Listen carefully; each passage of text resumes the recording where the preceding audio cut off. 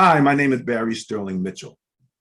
I produce the Sterling Pro Football Net Point Power Rankings and the Pro Football Bias Plus reports. And this is Ben and Barry on football. Hello out there, everybody. This is Ben Dickerson, your co-host. Happy New Year to everyone. I like your background there, Bear. 2022 is upon us.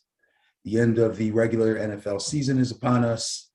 And fantasy football plus COVID-19 is driving me completely insane.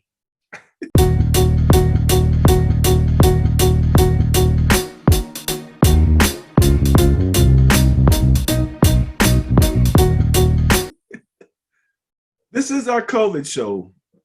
Tara, my daughter who lives with us or who's staying with us, been with us since she had the baby, has tested positive, just got a report back this morning. So I just told her, I said, look, it's just us in the house, me, my wife, Tara, and the baby. You might as well assume we're all positive. Two things that popped up recently. One, I'm looking at the business networks. They have this lady, she's the head of some medical scenario, but underneath they had a thing printed and it said, rapid tests may miss some Omicron variants, which the only reason I let anybody in my house on Christmas, when I say anybody, I'm talking about my babies, my kids, my kids are grown, but they come and they spend Christmas Eve with us. They want to wake up and see their presents like they did when they were 3. Okay. It's like the old days. It's like the old days. And it's still fun. It is amazing when they get the only difference is now they're opening up, some Christopher got a scarf. Who's the fashion designer, the young black man who recently died? Really? African name, but apparently he was a fashion designer of So in any event, he got a scarf of his design. Okay. So that's the difference. Obviously me and you are like right on top of current events here. I know. But our focus is football. So, but this is the COVID show. Last night, the baby's been kind of sleeping with us since Tara, initially came down with symptoms. And 5 o'clock bottle. So I get up to do the 5 o'clock bottle. And I'm getting ready to go downstairs and I realize my shirt is hanging off of my body, soaking wet. And I'm like, holy, that's like I just jumped in the shower or something. I'm like, okay, I got to change this. So this is the third shirt since about 5 o'clock this morning. And I am still sweating. I'm just basic. The interesting thing is this. Did you take your temperature? No, not yet. We've been taking the baby's temperature, consistently. Right.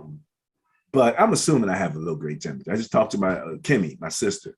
She's got the exact same thing that I've got. The interesting thing is, if this is the worst that it is, then we feel fortunate. Right. Crystal had a slight cough. I had a slight congestion and the sweats. Tara had a slight cough, maybe, something else, but that's pretty much it. He ran a temperature 2 days ago and we still weren't sure whether he was running the temperature from his teething because he's teething right now. That could be, at his age, it could be almost anything. You know what I'm saying? So I told Tara, I said, look, let's assume we're all positive at this point. Because we're watching the baby, so she don't have to be around the baby. But you know what I'm saying? Now, she been around y'all, so. She's been around us. Yeah, I feel you. I'm waiting for my results to come back. I should probably get them today, I would think, just to be on the safe side because there's been some cold symptoms here in the house. I got through mine in like one day. One day I was coughing and sneezing and had a lot of congestion.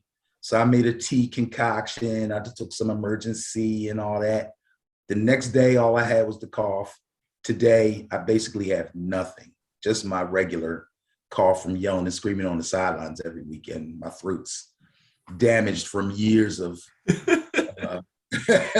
I used to get headaches. I would have headaches after the game from hollering during the game. Yeah. I would lose my voice for almost the entire next day. I could barely be able to talk until maybe half of Monday was over. So, but we do what we got to do. We do what we got to do. That's why we're doing it virtually.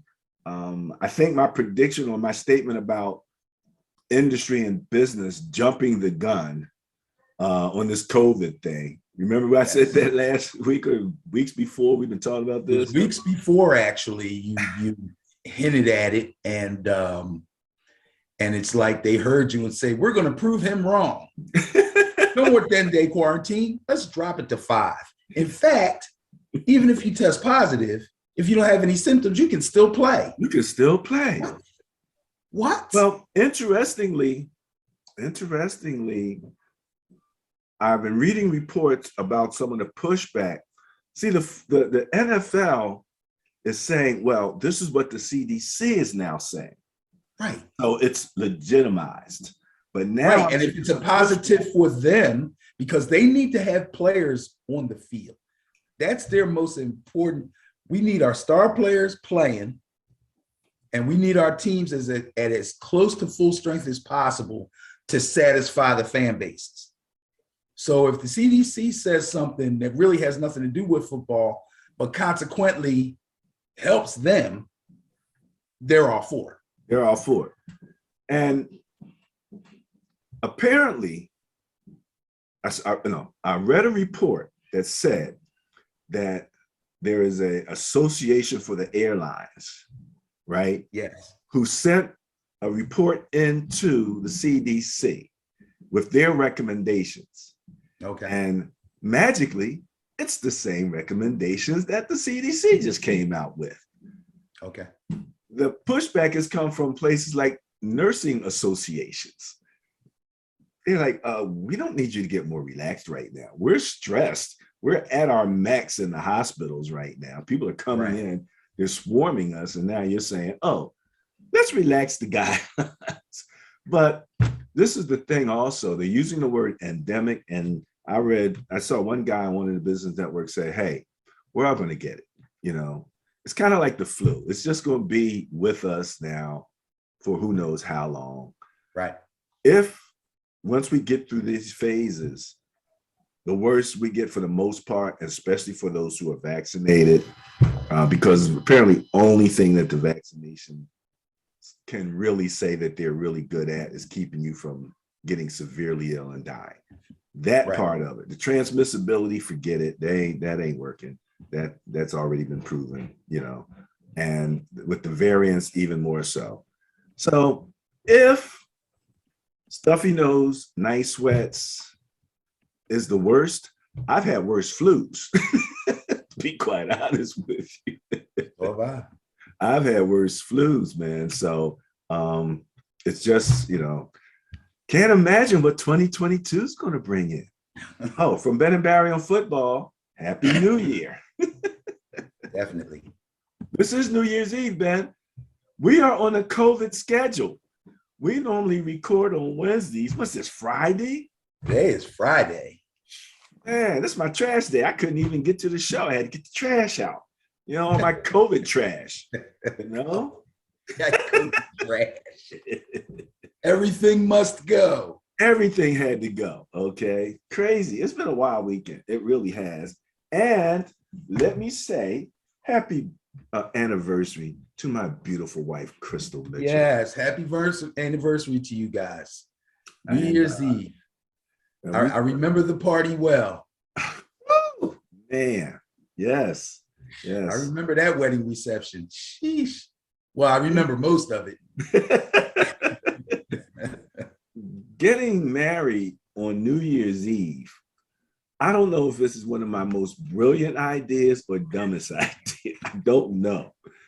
Because everything's more expensive for the rest of your married life if you want to do something on your anniversary. Right. You want to go to a hotel? They're sold out and they're 3 times the price.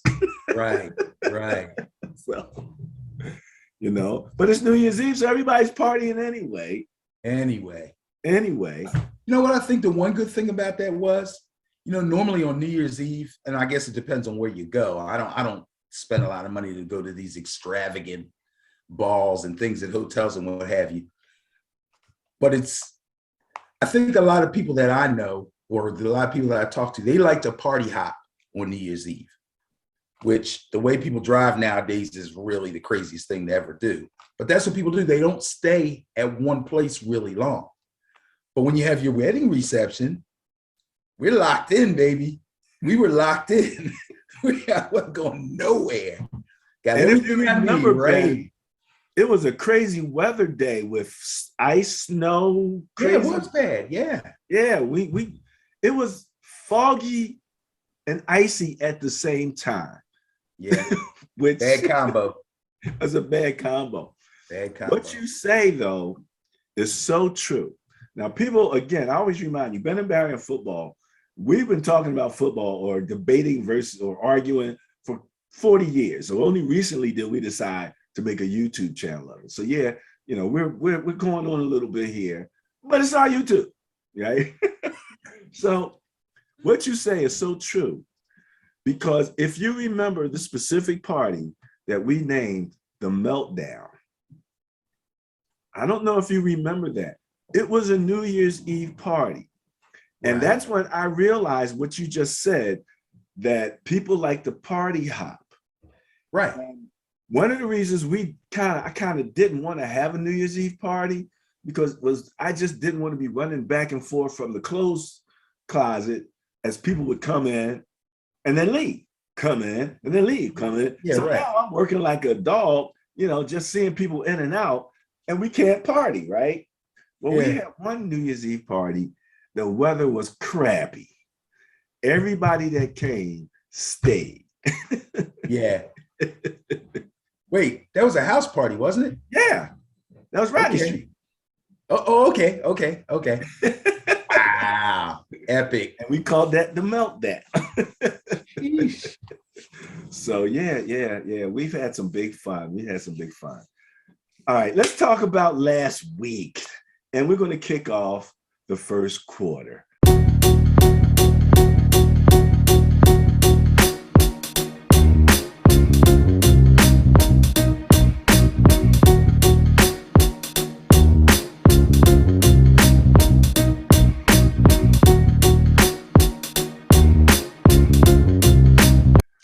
Woo, man, last week was crazy. Now, first off, just to kind of go back and look, I believe I was 5 wrong out of 16 last week. Holding steady. I was 6 wrong out of 16. Same as the week before. We're back at our normal percentages. Yes, 10 and 6. And I'll tell you what, I'm not putting any money on anything. So 10 and 6 is damn good. 11 and 5 is even better. Absolutely. I'm trying to look here. If it's 5 for 6, that means we were 11 right for 16, right? That's correct. That's a 68 point, let's put it this way, 0.6875. We can round it up to 69%. 69% right is damn good. 69% I right. challenge anybody on that one. And again, that is for a non-manipulated stat, okay? That's right. Like I always tell people, it's like an index fund. It is what it is. We don't change it. We just use this formula, let it calculate out. And it is truly more a look back than a look forward. But in terms of looking forward, you got to know where you came from. Yeah. So that's kind of the thing. COVID is a factor that when you're looking back, you just can't, really look forward to say, this person's going to test positive or this is going to happen, except for the fact that now we've seen the numbers grow so much that you have to assume somebody's going to be impacted. My favorite whipping boy, Kirk Cousins, just came down positive. When, this morning? Yes, they reported this morning. I was looking at that game as a potential intriguing game of the week. But if he's not there, it's not so intriguing anymore. This guy. You know what I'm saying? And because he's unvaccinated, He has the longer term protocol implications. So they're just saying he ain't going to be there this week. So coming down to the stretch, mind fart of mind farts, Kirk Cousins, I can depend on you. Absolutely. So, wow, that changes a lot in fantasy. Yes. This We is do yeah, have whatever. to. Ben is We'll the talk about fantasy that guy. later. I'm the Madden guy. There's your fantasy implication. Ben, we're going to talk about Madden in the fourth quarter. Okay. All right. Let's look real quick because you made the request for the intriguing game of the week for last week's games. Yes, I did. You made the request. I listened. And as I said here, this is a first. I've never taken requests for intriguing game. Haven't done it. This is my personal thing. I choose the game, and half the time I don't know what that is. And the challenge is sometimes I'm literally typing it up minutes before kickoff. So, but it is what it is. It's going to be what it's going to be. So I don't necessarily worry about that, but I do want to have it there if someone wants to read it prior to the game, So I need to get it out a little earlier. But the Colts and the Cardinals, and what's that bias plus score? 8. 8. Okay. And what did the Colts win by? 6. 6. But you can only do but so much in a short article. And most people they're not going to read all of that stuff anyway. So, Colts, what did you think about that game? Wow, man. First of all, as I'm watching the game, and I picked the Cardinals. So I went against the bias. As I'm watching the game, I'm thinking to myself, and I think I can't remember exactly how I worded my comment, but the one in reference to the game, I can't exactly remember what I said, but I believed that the Cardinals would win if they loaded up to stop JT, Jonathan Taylor, and tried to make Wentz be the one to have to beat them. And for most of the game, it looked like it might work. The problem is that the Cardinals' offense did not hold up their part of the deal. The defense did not have an easy time of it, but they were hanging on for most of the game, keeping the score low, keeping Taylor from going bananas on them, and making Wentz have to try to beat them. They kept Pittman quiet. T.Y. Hilton didn't do a blessed thing. So the passing game was not really clicking. Jonathan Taylor was getting his yardage. He's in the famous words, you can't stop him. You can only hope to contain him. And that's basically what they were doing. But Kyler Murray and the offense did not hold up their end of the deal. I thought they'd get a little bit more out of Edmonds, although he played well coming off of an injury at running back for the Cardinals. But Kyler Murray was not accurate. He was having a little bit of trouble deciding when was a good time to run and when was not a good time to run. He looked a little bit off on some of his passes. I believe that he's probably playing with a little bit of an injury. He doesn't look 100%. But the bottom line is at the end of the game, the Colts were able to pull it out. The bias was right. My prediction was almost right, except that the Cardinals offense did not hold up their end of the deal. That's basically it. Other than that, I thought it was a pretty good, very competitive game. Yeah, absolutely. And you were right about the 6 points. I double checked that. Okay. Interestingly, as I'm looking at this, I don't know if you saw me give you the jab at the end of the thing. You had to read through the whole thing. But I always put stuff like that at the end because people don't read through the whole thing. So you can say what you want at the end. Well, I'm pretty sure I read the whole thing, but I don't remember what it was. All right. At the end, I usually say bottom line. Okay. Bottom line, although the bettors are favoring Arizona. Okay, because you were with Vegas, or Vegas was with you. Okay. The point differential favors the Colts, both on a seasonal basis and in the last 3 weeks. 3 weeks. Ironically, when co-star Ben lobbied for this game, he also chose to favor Arizona. How did he choose the team that lost to the hapless Lions? Check the video link at YouTube. Nice. I owe you. I owe you for that one. You got me on that one. Okay. All right. Shaboom. Yeah. How could I? All right. Let's take a look at the Sterling net point power rankings.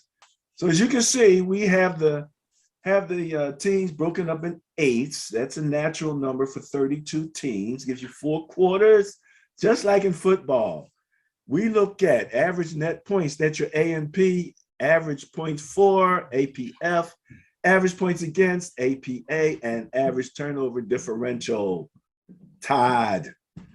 That's ATOD. As we consider it, these are your vital statistics. Everything else gets added onto this, but you start here. So there's your Jacksonville taking 3 out of the bottom 32, number 32 rankings there at both net points, points forward, points for, and turnover differential. Interestingly, they're not in the bottom 8 in defense. But there they go. They're given, they're not scoring. That's the problem. 14.5 points is not going to win many games for you in the NFL. As I said earlier, I believe 28 points, which is about 1 touchdown on average per quarter, is the magic number. And so obviously, if you look at the bottom 8, none of those teams are really in that scoring realm. So, but yet and still, they're giving up well, that's not all of those guys are in the APA. So I'm gonna turn this over to you and let you make any comments you want on the bottom 25 through 32. Let me mention 25 is Chicago, 26 Washington, 27 Giants, 28 Atlanta, 29 Detroit, 30 Houston, 31 Jets, and 32 Jacksonville, ranked by average net points. Well, we don't have to hang around and talk about these teams too long. Most of these teams have had bad to abysmal seasons so far. There's really nothing to talk about with any of these teams. The only ones that might even still have a mathematical chance, and when I say mathematical, I use that very loosely, and it's simply because of the division that they're in, and maybe their records are close in the division that they're in. I believe that Washington still has a mathematical chance to make the playoffs. I believe that Atlanta also has a mathematical chance to make the playoffs. I do not believe that any of these other teams do. So there's not really much to talk about there. There you go. Next up, we have the number 17 through 24. 17, Seattle. 18, Baltimore. 19, the Chargers. 20, Dolphins. 21, Cleveland. 22, Carolina. 23, Pittsburgh. And 24, Vegas. And again, I remind people that the net points and the turnover differential are the 2 stats where you run in both positive and negative numbers. These are all, again, negative numbers for average net points, which means that they're losing more than they're winning because they're giving it up more points than what they're scoring. I guess to me, this is a group that you kind of go, these guys all have playoff potential earlier in the season, and now, you know what I'm saying? Yeah, I guess you could say that. Some of them had playoff potential, or we thought they had playoff potential early in the season, and there are some that we didn't pay a whole lot of attention to that seem to be kind of clinging to an opportunity to sneak into the playoffs. And when I say that, I'm talking about Miami with their 7-game win streak, and Baltimore who somehow, some way, although over the last couple of weeks they haven't been able to win a game, even though they went for 2-point conversions at the end of 2 games. If they had converted those, this would be an entirely different story, but that's another subject. Seattle, who can't seem to get out of their own way. I mean, it's crazy. Of this group, well, I don't think Carolina has a chance. I wish Vegas had a chance. I like Vegas, and I like how they've been fighting all season, but I don't think that they will. Pittsburgh's about to say goodbye to Big Ben. Not a whole lot to talk about there. The Chargers, I believe, are still alive. I believe Miami's still alive, and somehow, some way, Cleveland could sneak in. I just don't think that they will. There's something wrong with that number. What are you saying? They're still 17.3. They shouldn't be 18. I don't know why they're there in the middle of that. I had a problem when I was working on this, probably because I was. Oh, yeah, I just noticed that. 17.3. COVID mentality. Yeah, they should be up higher, but yeah. Okay. They dropped. I knew they had fallen because they lost, what, 2 games in a row? Yeah, they lost 2 games in a row and they gave up 33 points to the Bills last week. Yeah. So I knew that didn't help. Their number dropped, but that's that look whack as a whack stat. Okay. Next up, let's take a look here.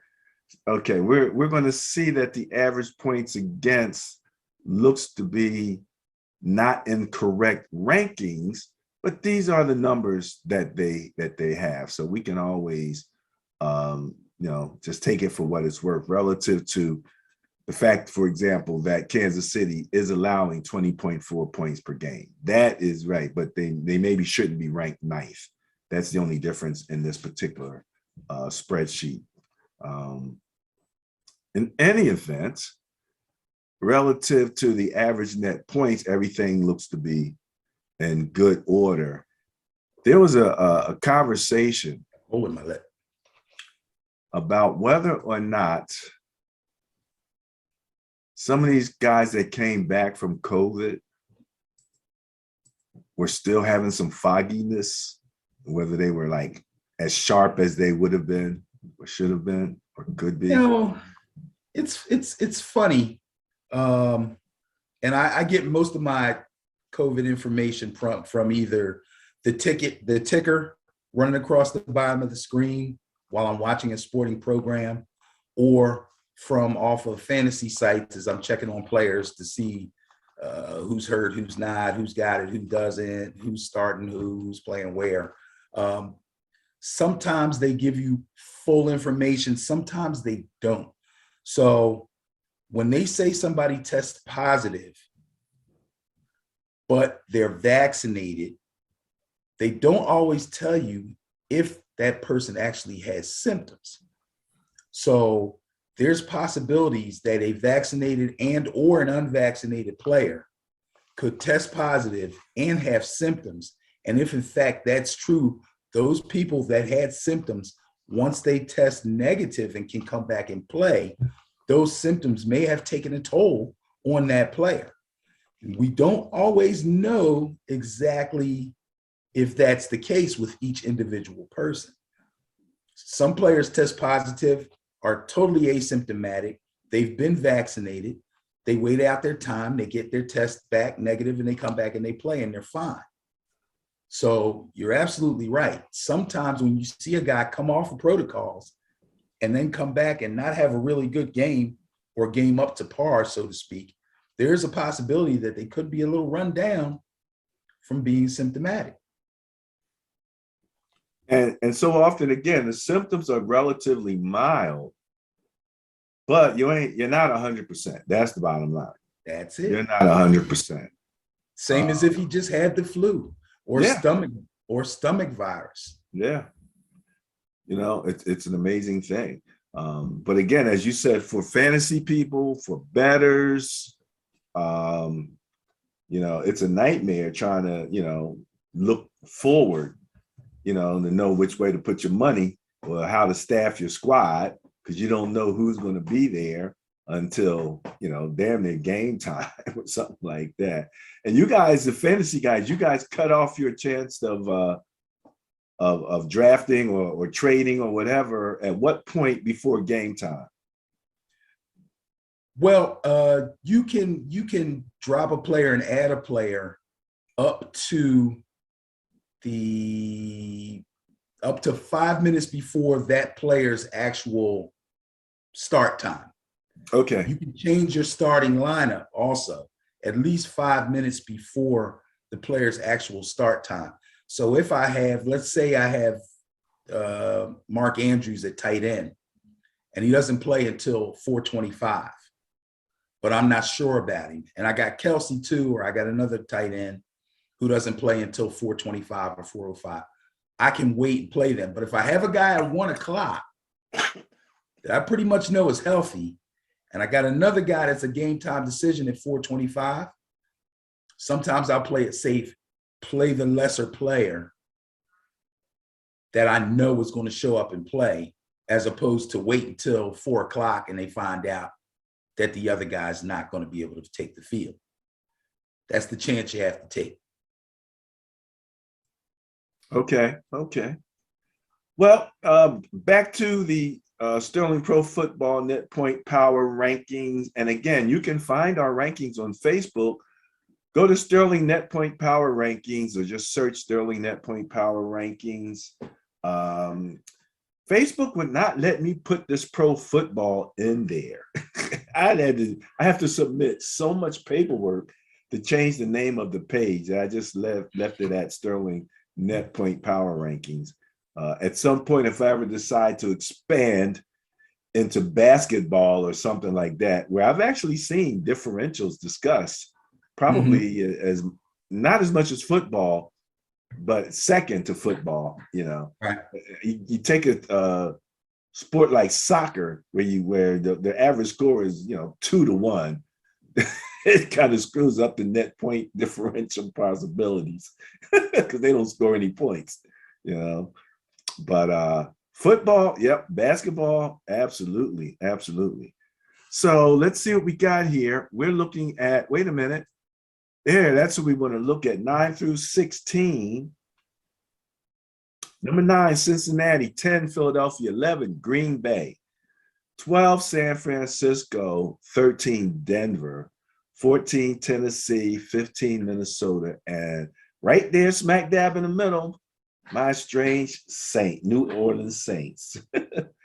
Points forward, looks to be logical in terms of, yes, okay. Points for, I keep wanting to say forward. Points for Philly, number 9, scoring some points. They had a big game where they put up a lot of points recently. Arizona, 10th, they're more in a downward spiral. New England, at 11, 25.9 points per game. They're being bullied. They have a little bit of a skew going for them because who was it that they beat up on? They scored a ton of points on. And then I can't remember. They crushed somebody. Yeah, they crushed somebody. And then after that, they couldn't score but like 10 points a game for the next 3 games or something like that. Right. Minnesota following New England in scoring at 12. Green Bay. Now see, there's your intriguing game. When you got 2 teams playing and they're 0.1 points apart in the points for category. But Kirk Cousins isn't going to be there. So that kind of throws. Unbelievable. I know. That's unbelievable. They're 0.1 away in scoring points from each other, and one starter is not going to be there, and the other starter is probably going to be the MVP. That is no longer an intriguing game. You know what I'm saying? Holy mackerel, Andy. Now again, the APA is not in ranking sequence as they should be. But you can see that the Rams are giving up 21.7 points per game on average, and we haven't seen them yet. So that means they're in the top 8 in scoring. Yeah. Going over the turnover differential, again, these are all in the positive. For Cleveland breaking even with Philadelphia at 0 from the 16th and the 15th position, and going up The Saints, the Rams, Seattle, Houston, Denver, Kansas City. Again, Kansas City probably being the most impressive because their turnaround and turnover differential. Yes, yeah, they were, man, they were down around the bottom. Yeah, about a month ago. Yeah. So Crazy. that's moving up. Like, how did they used to say it in the music industry? You know, moving up with a bullet or something like that. Yeah, yeah. So yeah, they turn that around. Only giving up 20.4 points per game. So, you know, very close to the Rams. I think that, you know, those are two potential Super Bowl teams. My Niners are like the dark horse. My beloved Niners just around. And now we're looking at potentially, and you'll talk about this, I'm sure, in the matchup, having Trey Lance come in because Garoppolo's had some kind of a finger problem. They're not counting him out yet. Not counting him out yet. They're going to have him go out there and try to throw. And yeah, we shall see. Cincinnati, 21.6 points per game. But if you look over in the average net points, you see them coming in at number 9, which means that their scoring is 5.7 points per game greater. So all of these numbers, you can see how they interrelate. How about those Cincinnati Bengals? Saw a report this morning that said Cincinnati has the most touchdowns of over 50 yards in the NFL.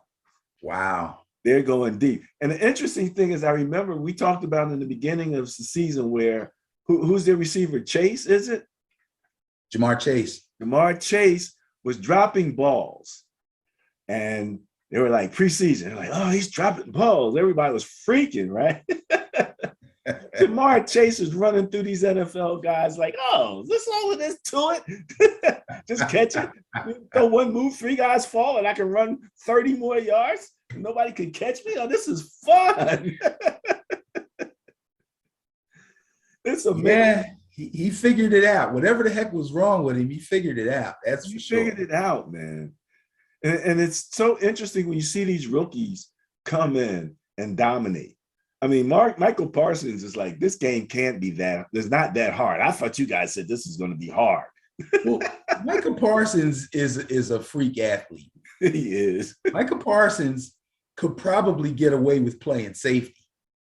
He could, because I believe he's probably your fastest, maybe player on the team. That was the thing we saw about him early from the combine. What did he run, like a 4.3 or something like that? Yeah, he ran like a 4.38 or something. Yeah. And he himself said, I know that I could play running back in the NFL. Like he knows it. And I don't doubt him in the least. I don't doubt him either. Not at all. He can play whatever he wants to. The dude can run back kick. Can you imagine him running back kicks? I know one thing. If he was running back a kick, I would be making a business decision on tackling. Just from seeing how he chases quarterbacks. Like once he gets through the line of scrimmage, he kicks it up another notch. In that short space of the line of scrimmage to where the quarterback is dropping back, I've seen him actually accelerate. Wow. They have no chance. They have no chance. Guy's amazing. But yeah, when you talk about receivers, I can remember a time, and this is some years ago, where the supposed trend was, I don't know if trend is the right word, but what the experts used to say was, you don't expect a whole lot out of rookie wide receivers the first year, that it usually takes a receiver, no matter how good he was in college, a year or two to actually hit their stride in the NFL game. That's been wiped out. That's been wiped out. And I think it has a lot to do with some of these college coaches coming into the NFL, and some of the NFL coaches, even the guys that have been around, beginning to adopt some of the offensive nuances that the big time college teams are using. So now these receivers are coming in, they're ready. They're ready. So there's stuff in the offense of the team that drafts them that they ran in college. So yeah, they're ready. And let me tell you something, man. I watched Alabama a couple weeks ago. I'm going to watch them again as they go through for this national championship thing. Wide receivers out of Alabama and the wide receivers out of LSU are terrorizing the NFL right now. And there's a good chance that's going to continue for another couple of years. I saw this kid playing for Alabama right now. Holy smokes. Really? Oh, I can't remember his name. This kid is it's crazy. It's crazy. But yeah, Chase, Jefferson, Devontae, Waddle, the list goes on and on. They're all LSU and Alabama guys. It's crazy. Wow, Crazy. that is wow. That is wow. Well, what we have here is that group. I'm a little concerned that Green Bay's defense is giving up 25.5 points per game. I'm concerned that my Niners are giving up 25.1 points per game. But I think Green Bay, they're looking with Aaron Rodgers to have some serious aspirations. So that's going to be an interesting point. If 28 points wins the game and you're giving up, you're only scoring 0.4 points per game, ranked 13th. And again, behind Minnesota. Right, but where are they in points against? Are we going to see that in the next? Let's see. I don't see them. I don't see them. Oh, that's right. We're talking about Green Bay, the right? points against column is messed up. Yeah, we know that's not a sequence. Let's go back real quick. Boom. Right, just to find them. Yeah, please. There's Green Bay, 21.6. Okay, now go back up to the top. Okay. All right. They'll probably be first or second, if my memory serves me correctly, in points against. 25.5 is their average points for. And what do we say? 20 for defense? Yeah. Okay. So that's why, was it a 3.9 point differential? There you go. So that's how close they are. So they're not exactly, knocking it out in terms of net points, but they've just been smooth and steady and winning. Right. And they know who they are. So I would say off the top of my head, their weakness is run defense. But in the past game, their secondary is playing really, really well. But when you have Aaron Rodgers and Aaron Jones and Devontae Adams, usually you can change the game script. And if you can change the game script so that your opponent has to throw the ball, then that takes them away from being able to do what they want to do against your weakness on your defense. And that's how they're winning. And they're not trying to disguise it. They're not trying to lie or kid anybody about it. That's who they are. They know what their problem is, and that's how they fix it, by getting turnovers and scoring points. And oh, by the way, 1.1 average turnovers, that puts them at number one in turnovers, right? That puts them at number one in turnover differential. That's how they do it. That's how they do it. Their offense forces your offense to have to throw the ball. And then they pick you, and then you can't hurt them on the ground. Boom. Well, now that you've talked about the number one ranking, let's go across the board right now, because this is interesting. In some of the previous weeks, we saw the same team, which was mainly Buffalo, take number one in a number of different categories. Yeah, that's changed.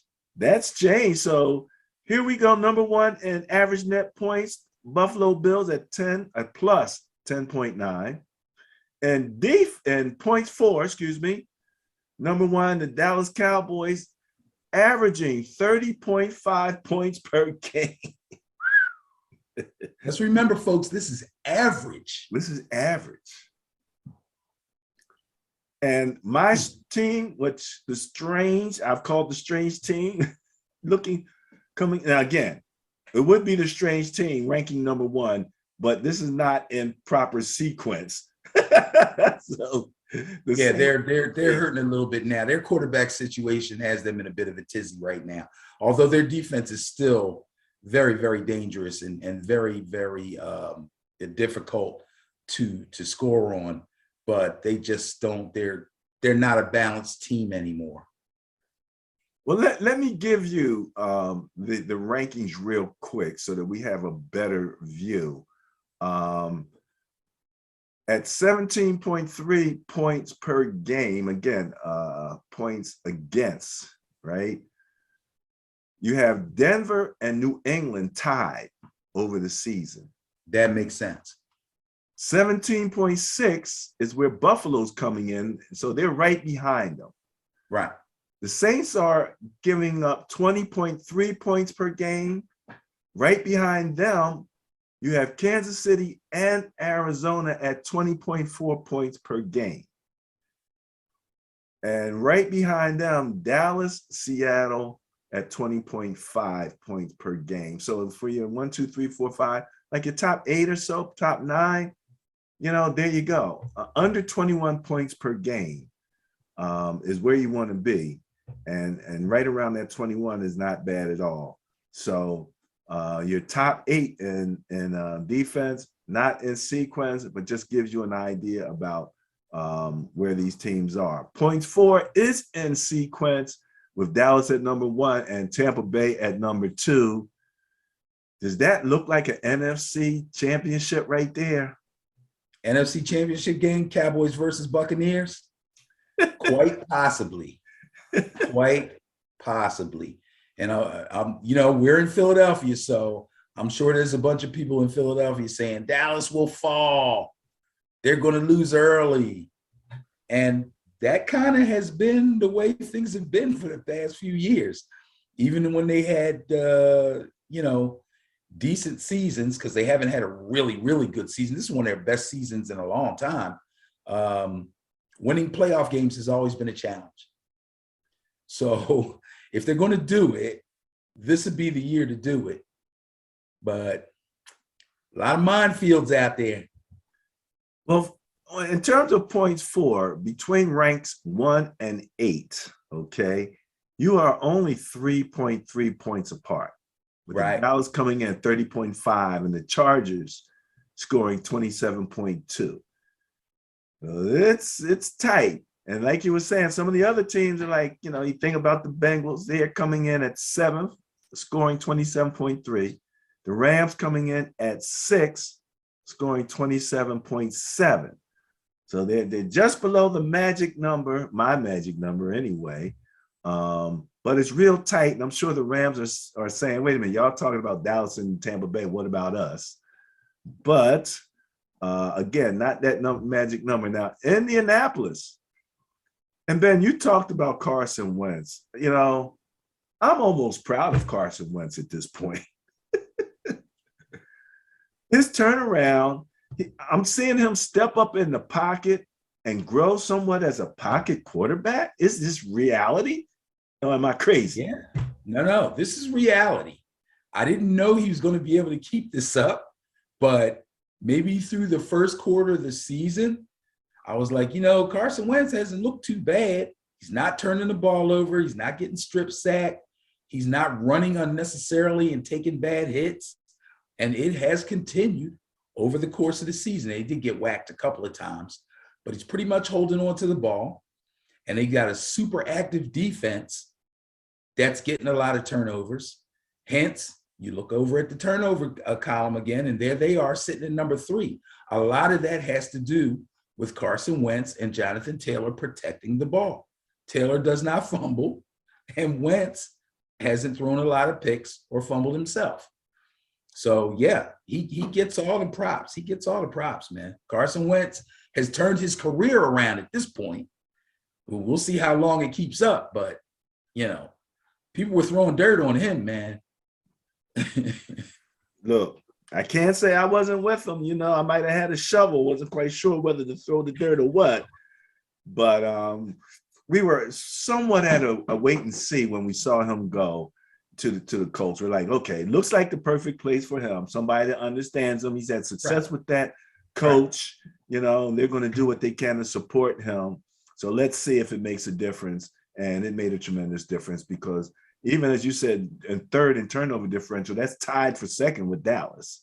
Actually, yes, you're right. Tied for second. Yeah, we Yep. just finished talking about, a Parsons. So, with a real serious situation. Um, but there's your, and there they go at number 5 in scoring. So your top 5 in scoring at number 5, Indianapolis, 4, Kansas City, 3, Buffalo, 2, Tampa Bay, and 1, the Dallas Cowboys. And we're talking about what?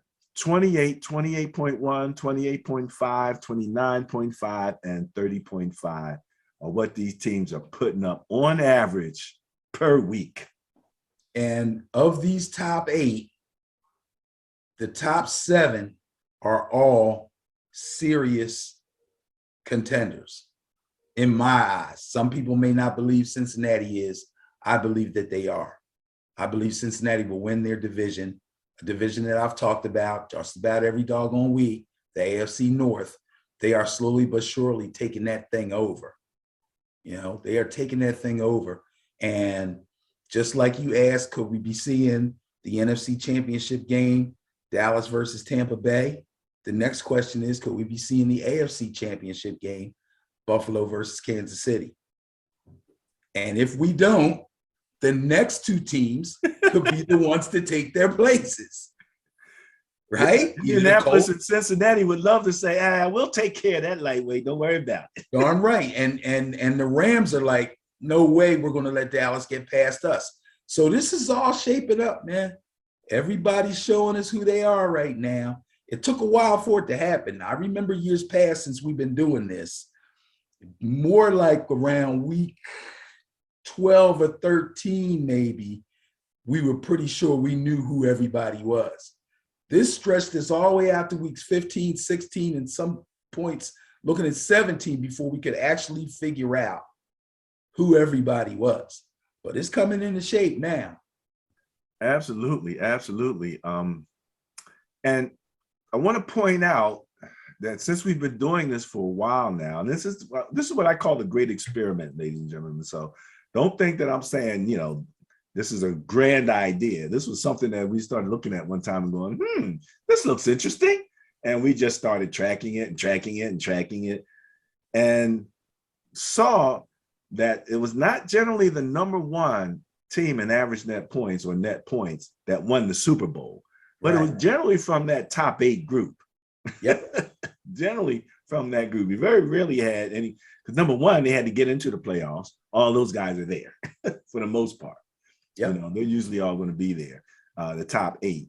So, you might have a few people from the top 16, a couple in that 9 through 16 that might ascend, but that's your Super Bowl grouping right there in your first category of net points. And then you go over to turnover differential and you say, all of those teams that are over there in that turnover differential, they start to think about putting that and the net points together. And that's what we call the bias plus, which is where we're going. And the next segment for the second quarter, any last words for the first quarter here, Benny? No. Let's move on. Let's go. I'm anxious. This is where you get to have opinion. The net point power rankings is zero opinion.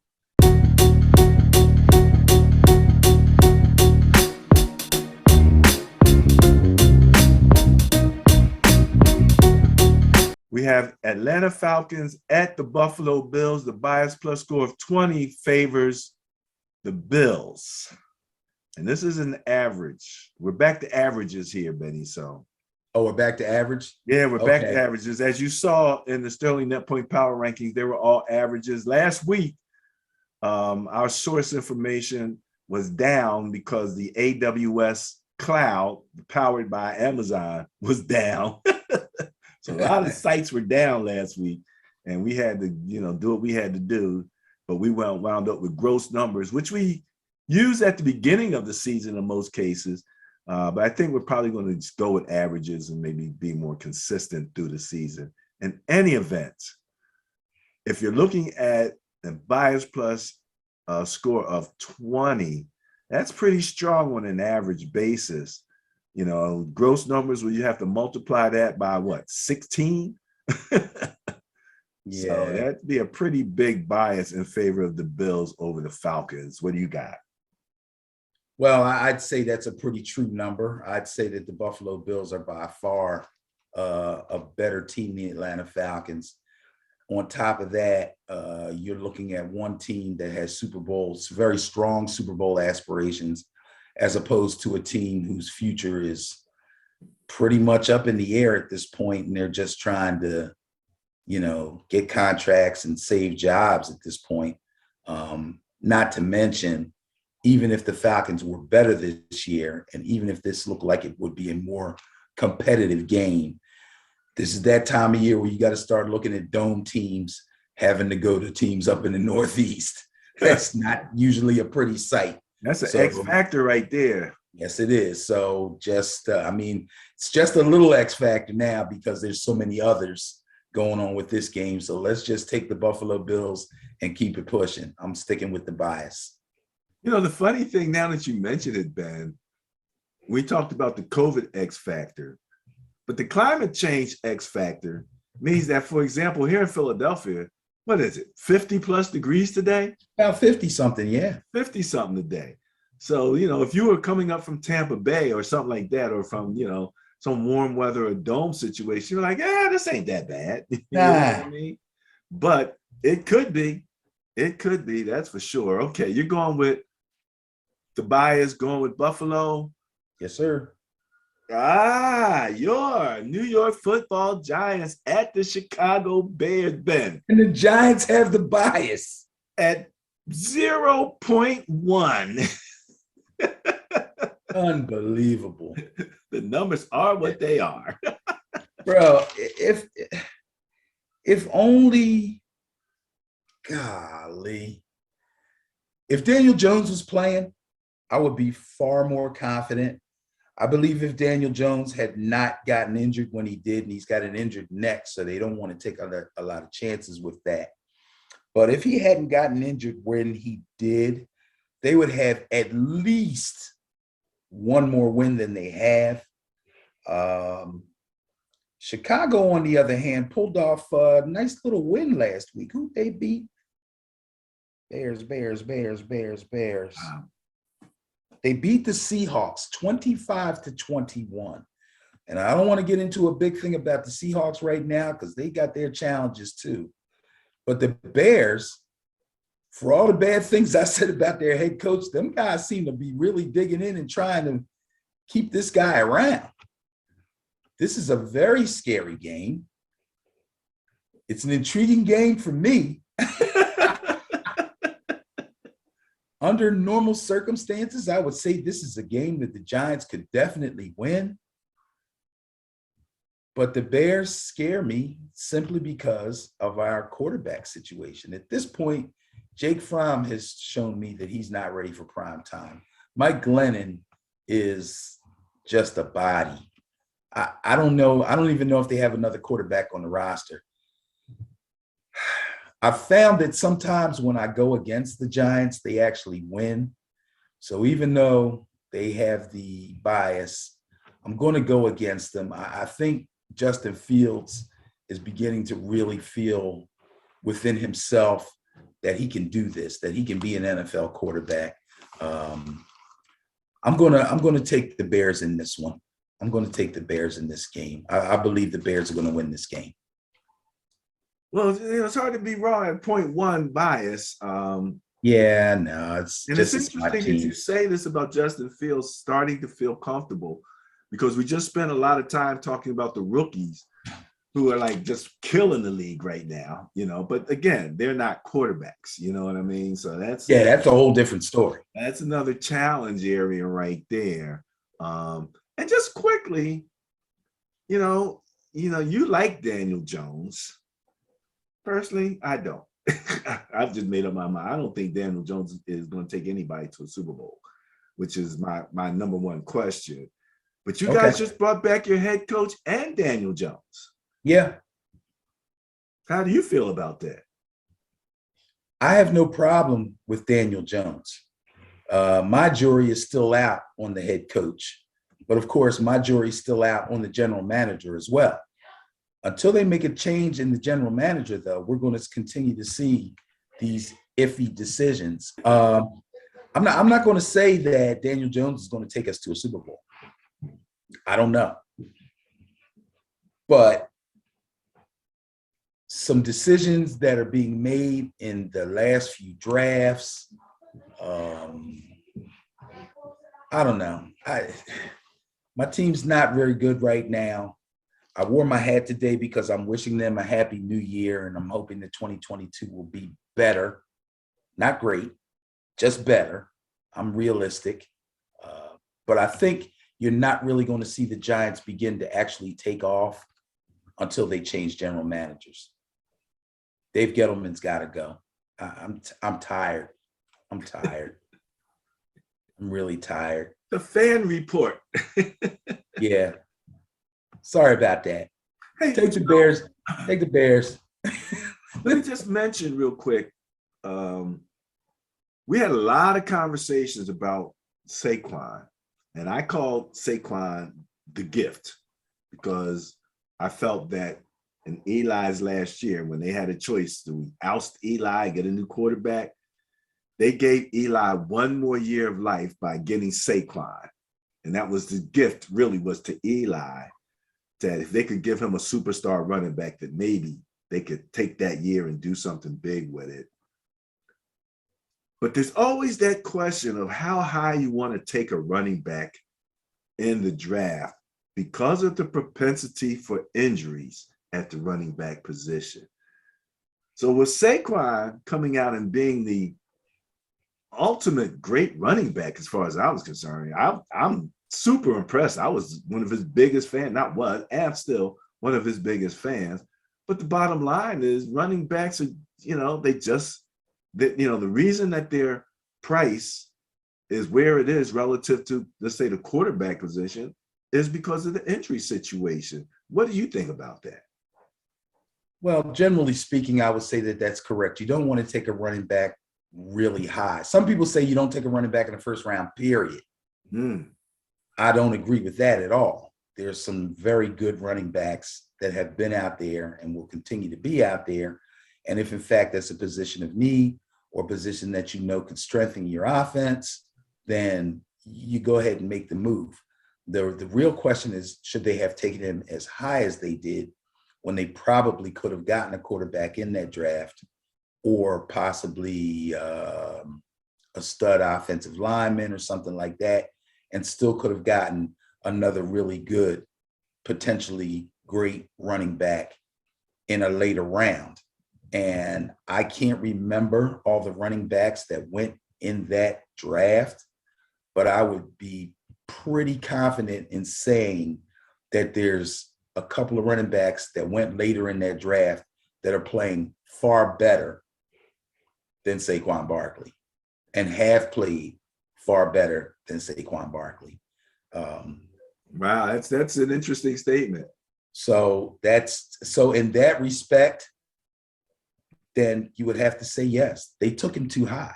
If the guy had never gotten injured and was balling for the last, 3 years, he'd be an anomaly, right? It turns out that the Giants made a great pick by selecting Barkley that early in it. I don't want to hear that mess.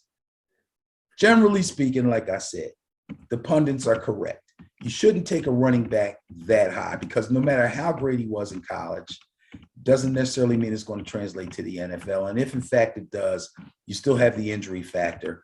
That's why, when you look at the pay scales, running backs are kind of locked in there somewhere. And there's a lot of other positions that make way more money because their careers are so short. Ben, this is funny. We talked about the catch.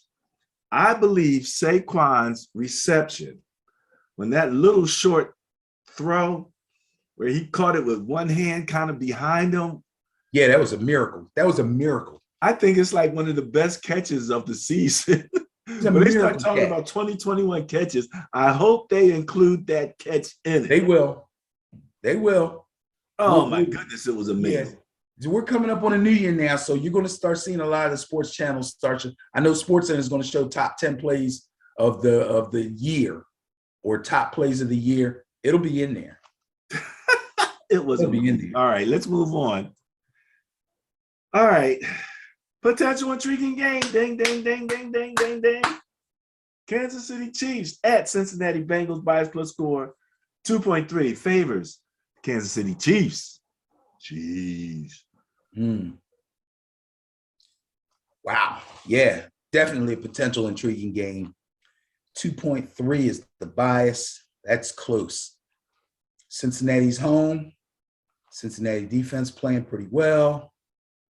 Joe Burrow's on fire. Joe Burrow put up 500 plus yards last week. Joe Burrow's just locked himself into the record books there, I believe. Unbelievable game. Unbelievable game. Jamar Chase, T. Higgins, even Tyler Boyd's getting off. It's crazy. The only guy that hasn't gotten off that I was really looking at early on in the season was the tight end, Uzama. He's been relatively quiet for the last few weeks, but Joe Mixon's playing well. Their offense is really clicking. Their defense has some issues, but again, a la the Packers, they're able to get points on the board. They're able to ball control the ball and hit you deep. So that usually changes the game script and forces the opponent to have to throw the ball also so that you can't run on them that much. And then they got you. I can see that definitely happening in this game. Edwards-Helaire for the Chiefs, I believe, is out with a bad shoulder. Although I like their second string running back, Darrell Williams. I don't think he's going to be able to handle the load. He's more of a third down type back. They do have a little X factor. You've seen this guy, Derek Gore? I have no idea. It's so funny when you said Gore, because I'm listening to this name Gore this, and I'm like, wait a minute, I thought he was boxing. Yeah. It's not Frank Gore. Yeah, he is. But they got this other kid, I don't think they're related, that's got some explosiveness, man. He's a pretty good back. But again, I don't think it's going to be enough. Now, the Bengals are going to have to play smart on defense, but I believe they can win this game. Kansas City's got to go on the road. They got to see these guys. The weather's not going to be great. It's at least going to be cold. There's no telling what else you're going to get in Cincinnati this time of year, but it's going to at least be pretty cold. I'm going to pick the Bengals on this one. I think they're flying high right now. I think Kansas City still has some challenges offensively. Kelsey will be back. Tyreek Hill hasn't gotten COVID again yet. Hey, look, it's crazy, man. I'm going to take the Bengals on this one for sure. Well, taking the Bengals, I'm looking at the momentum over the last few weeks. Mm-hmm. Defensively, Kansas City is giving up 15.7 points per game, and Cincinnati's giving up 19. Okay. Offensively, Kansas City is number one over the last 3 weeks. Ben, NFL team points per game, Kansas City, 39.3. Over the last 3 weeks? Yeah. Dallas, who was number one for the year, right behind them at 34.7. We talked about Green Bay being slow and steady. Well, over the last 3 weeks, they're scoring 33.3 points per game. Wow. So I don't know about that slow but steady stuff. The Chargers and the Sixers. Oh, congratulations on your win over the Nets, too. Which is Sixers. 31.3 points per game. Chargers and Philly and Buffalo, 30.9. So we don't even get down to Cincinnati is 26.3 points per game over the last 3 weeks. So that's kind of what these two teams have been doing over the last few weeks. Kansas City, like I said, number one, 39.3. Cincinnati, 26.3. Cincinnati's going to have to put their big boy pants on to win this game. Yeah, they will. and I believe that they will. All right. Another team that you like, we both like, the Miami Dolphins have been on like a little win streak lately. They're going to have to go in and play the Tennessee Titans, who we're not sure who the Titans are. Are they going to get the king back before the playoffs or by the playoffs? Derrick Henry? Rumor has it that he will be available in the playoffs, but I don't know how far they're going to have to go before they can get him back.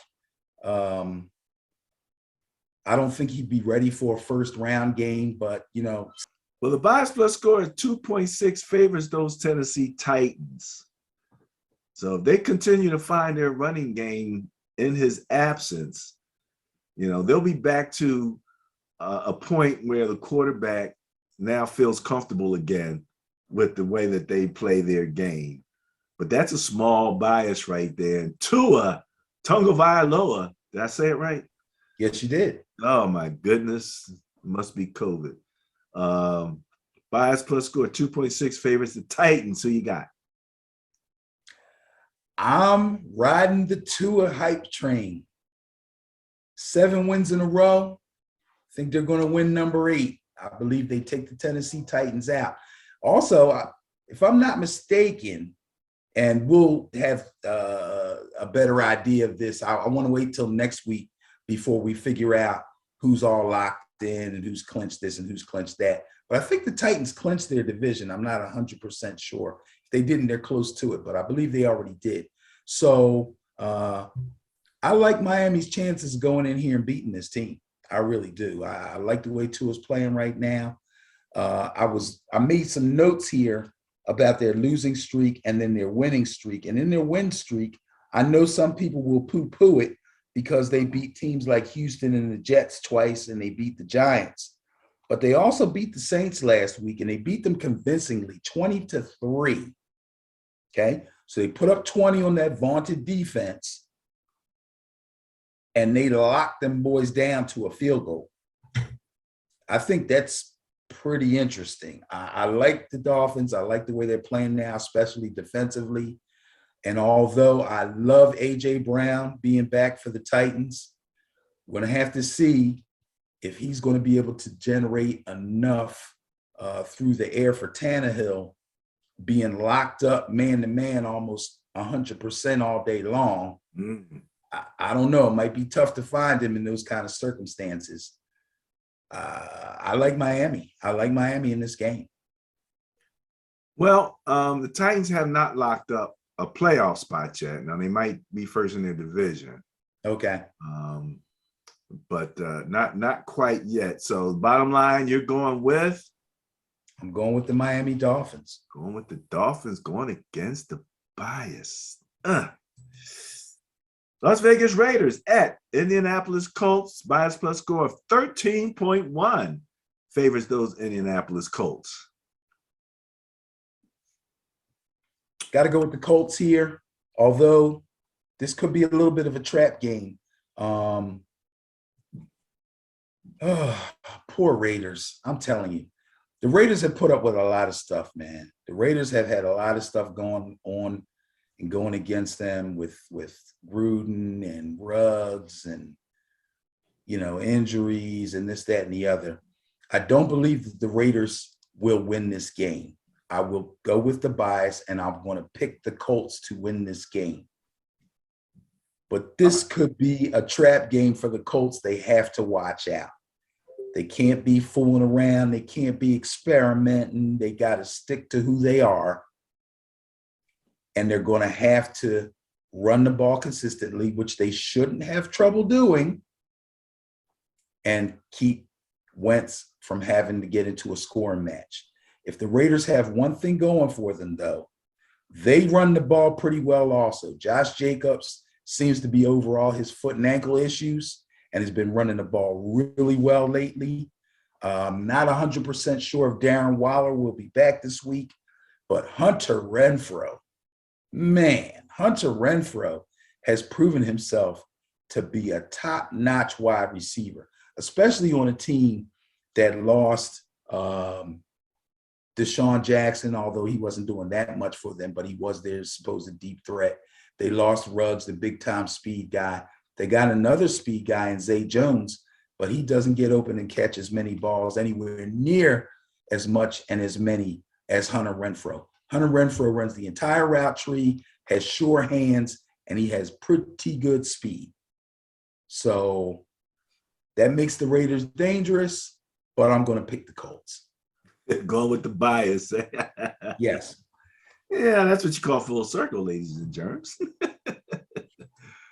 Jacksonville Jaguars at the New England Patriots. Bias plus score 22.2. Favors those Patriots. 2 rookie quarterbacks. Number 1 draft pick. Where did Mac Jones come in again? Somewhere around mid-range first round, right? 12, I believe. Round. He was almost the end of the first round. Okay. I was thinking 12, but okay.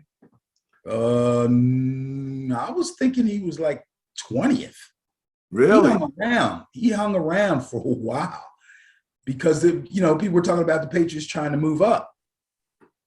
And then when they didn't move up, it was becoming pretty clear that they were going to wait and try to get Jones. So that worked out for them. I like Mac Jones. I like their defense. I'm going to pick the Patriots to win this game simply because of their defense. The Jacksonville Jaguars just don't have enough on offense, excuse me, to be able to threaten these guys. And their number 1 running back is now out for the season, James Robinson. So, the Jacksonville Jaguars are in a lot of trouble here.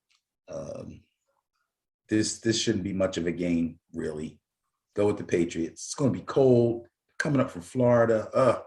This one could get ugly. This will be a bounce back game for Mac Jones. Yeah, I thought about that.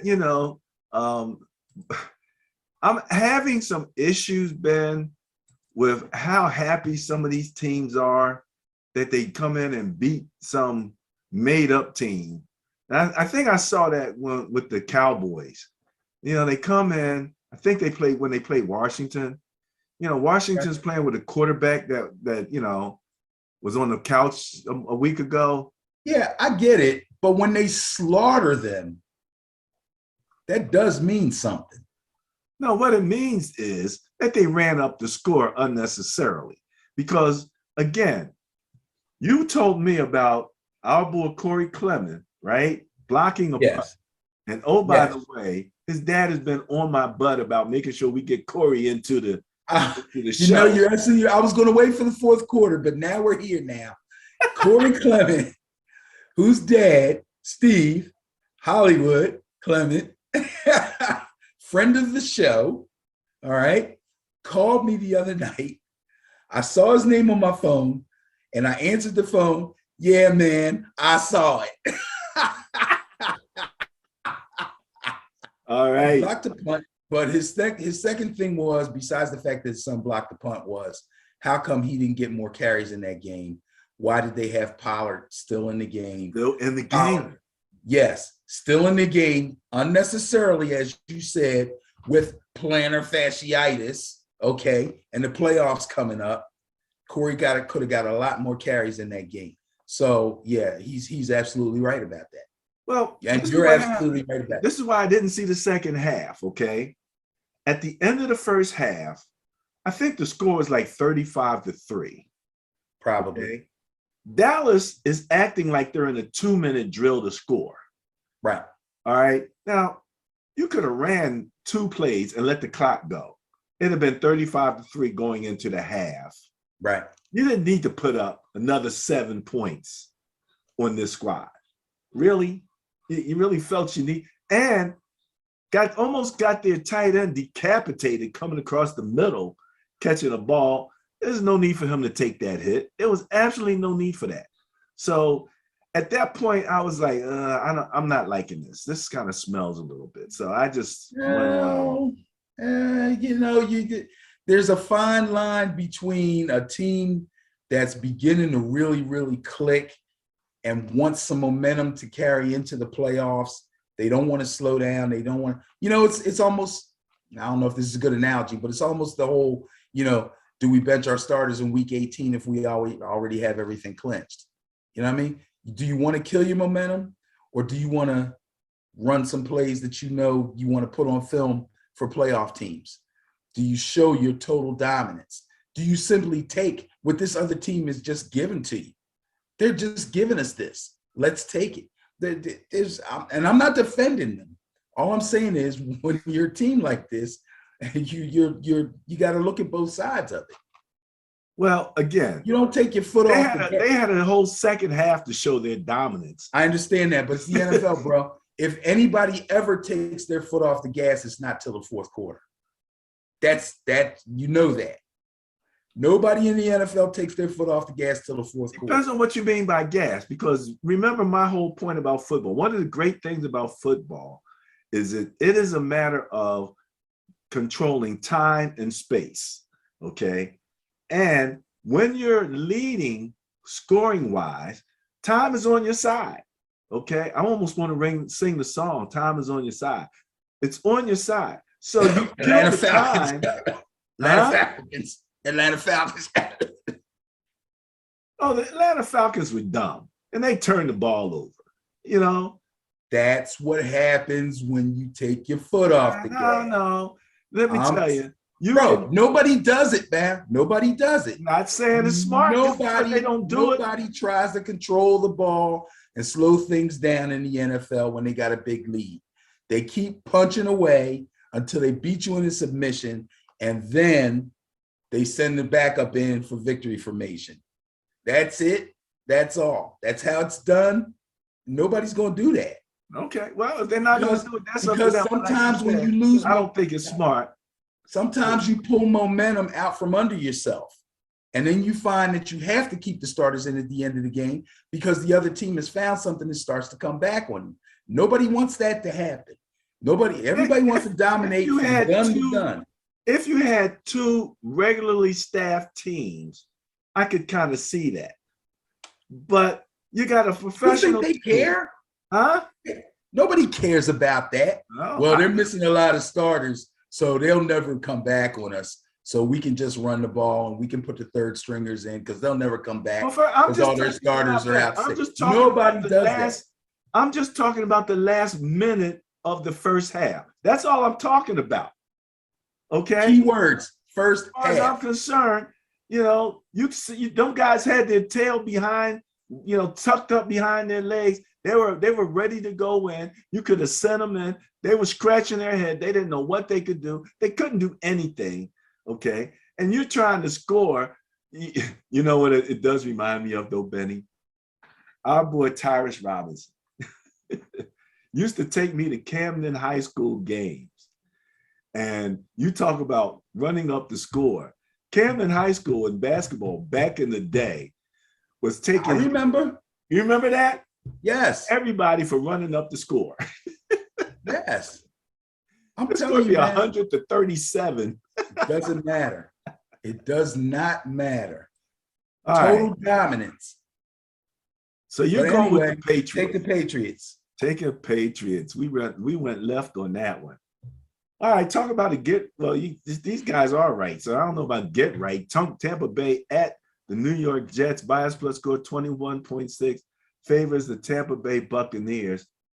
Who was it? Was it the Jets quarterback who took off running, ran for like 57 yards? Yeah, that was a nice run. That was actually a really nice run. He could have ran out of bounds a couple of different times and had picked up a nice run, and he cut back in and then got back to the sideline and took it all the way. That was a nice run. Well, most quarterbacks nice run. And very interestingly, in college, they just had a whole controversy about the quarterback because he was running. Then he looked like he was going to slide, but he didn't slide. He kept on running. Well, that's the thing. I have seen quarterbacks fake like they're going out of bounds and get an extra yard or two. But that was the first time I saw the fake slide. And in fact, I think if they haven't made the rule change, they're going to make the rule change that you can't do that. Yeah, I think they made the rule change, but like you said, I don't know if it was just suggested. It came up as and I get it. I get it because the whole thing, the slide has been designed to keep the quarterback safe. So now if he's going to fake sliding and somebody blows him up, you know, and they say, well, I thought he was going to fake. You know what I mean? So yeah, it makes sense. If you're going to do it, you got to do it. That's borderline unfair to be able to fake a slide. It's just, yeah, because the whole idea is if you don't want to get crushed, you can slide. And we will penalize anybody who hits you egregiously. In a weird sort of analogy, you know, when you said somebody blows your quarterback up, that's what's going to happen. You know, eventually the guy's exactly going to go, okay, unless you're actually down, I'm smashing. Right. You know? He wasn't all the way down. So I thought, hey, he might be fake. You can say, you know, it's funny. I used to watch the horror movie, the Halloween horror movies. And you would see people do something stupid. And you're like, you're going to get everybody killed. You know what I mean? And that's what's going to happen. These guys are going to get other quarterbacks hurt, faking slides and stuff like that. But beyond the fake slide, there is no fake about the slide that the Jets have made relative to their rankings, and definitely not in favor when it comes to the bias plus score. So Buccaneers 21.6, you're not messing with that, are you? No, I'm not going to mess with that at all. I'm going to take the Buccaneers. The Jets had a pretty good game again. That was against the Jaguars last week, by the way. That was a pretty good game to watch. It's 21-23. But yeah, the Jets can't stand up to the Buccaneers. And I actually think we talked about how there was a potential for good games when you have two teams that's so equally ranked, right? Even though they're low, right? As far as it being an entertaining game to watch, right? Exactly. You know, even if both teams are bad, those games end up being good competitive games. Exactly. Was it it been Badgers against the Falcons or Badgers against back in the day when we were playing? Had a few good games. There was a team, because we used to win like 2 or 3 games a season. As bad as we were, there were teams that we used to beat. Right. And I can't remember who the heck they were. I can remember all the teams. Bears. I think we used to beat the Bears because my cousin Dwayne, rest his heart, rest in peace. Yes. That was one of them. And did we beat Tommy O's? Oh my God, geez. Remember the guy that wore the green jerseys? You're actually all white guys from Sharon Hill. Yeah, would be. Yeah, I think we beat them too. Sharon Hill. What do you think you had, buddy? Yeah. Hey. We didn't finish on this. I'm sorry. The Philadelphia Eagles at the Washington football team, a division game. Bias plus score 13.1 favors those Philadelphia Eagles. Eagles saw what the Cowboys could do, and if they're listening to Ben, they're going to put this smash down on the Washington football team and not let up, even if they're winning big time, which the Eagles seem to be doing a little bit of lately. Yeah, here's the difference. Okay. The Eagles struggled against a bad Giants team last week in the first half. That's what the Eagle fans are missing. Yeah, we kicked their butts. We crushed them 34-10. Wasn't it like 10 to 13 to 10 or 14 to 10 at halftime or something?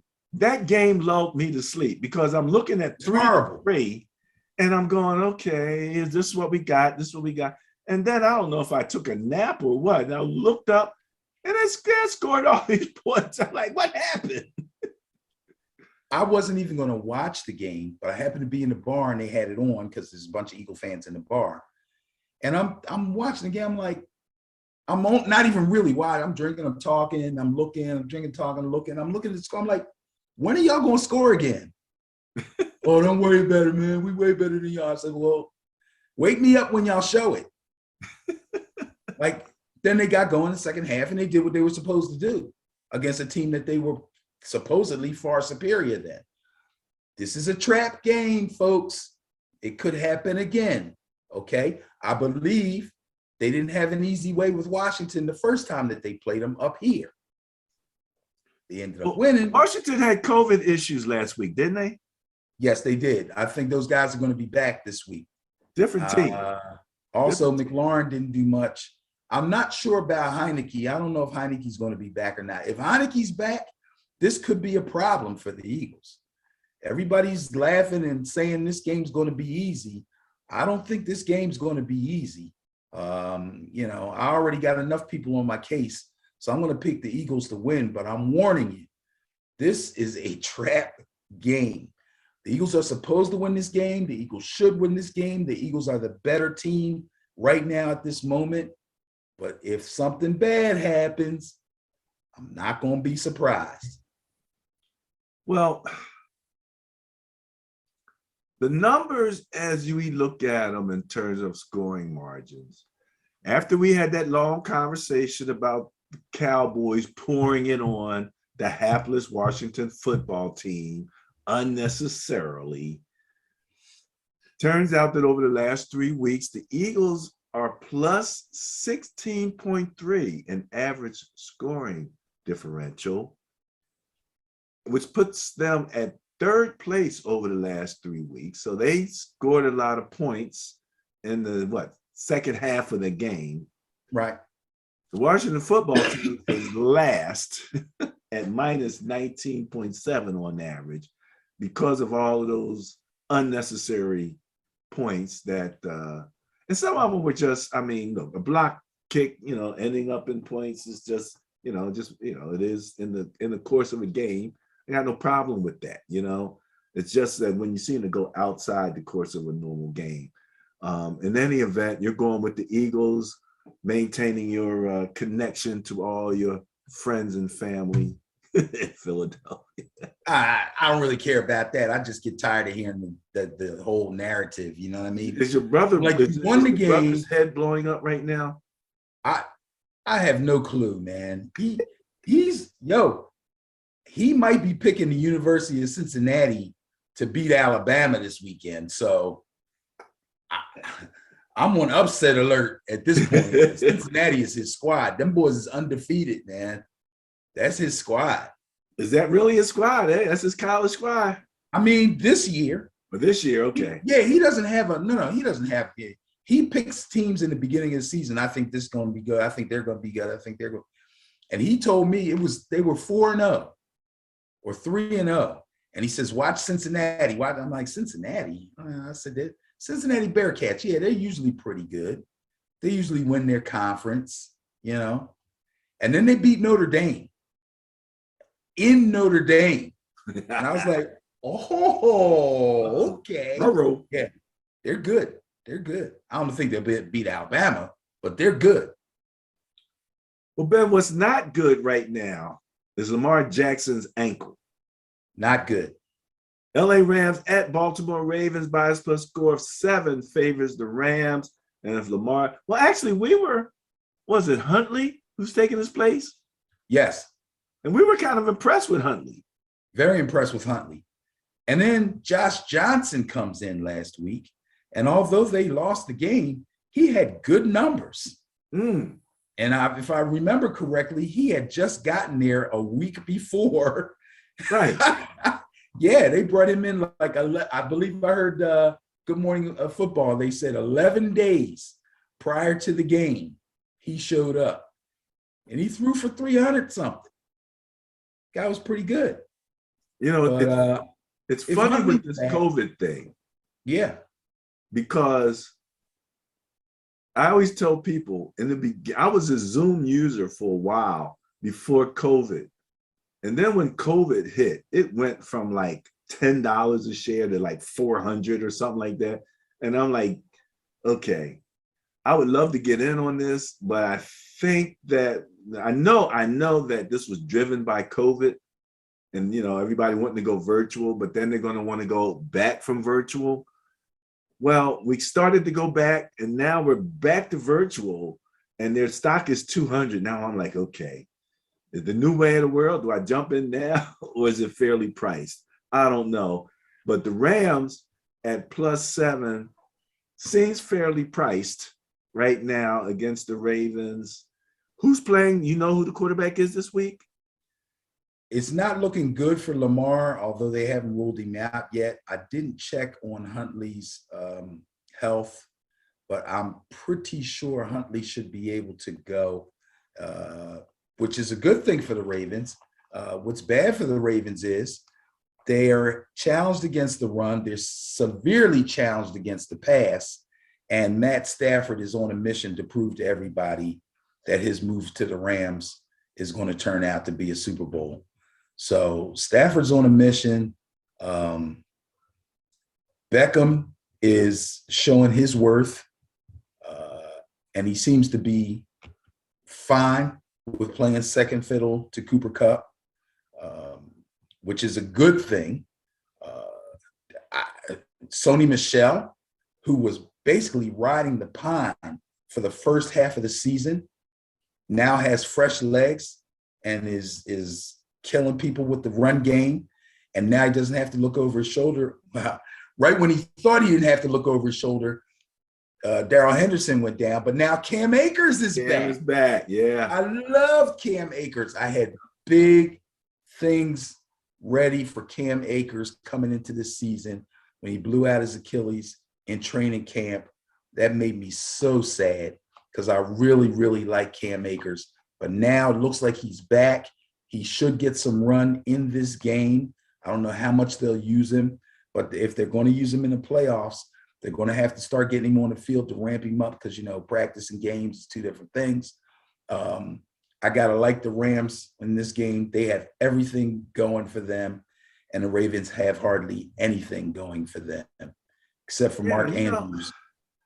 The Ravens, Baltimore for the year to date is giving up on average of 23.7 points per game. Okay? Yeah. Over the season. But over the last few weeks, 32 points per game they're giving up. So yeah, they're in trouble. They got to get that together. And I still don't know whether or not to buy any Zoom stock. Denver Broncos at the LA Chargers. Bias plus score of 2.9, a little one. Favors those Denver Broncos.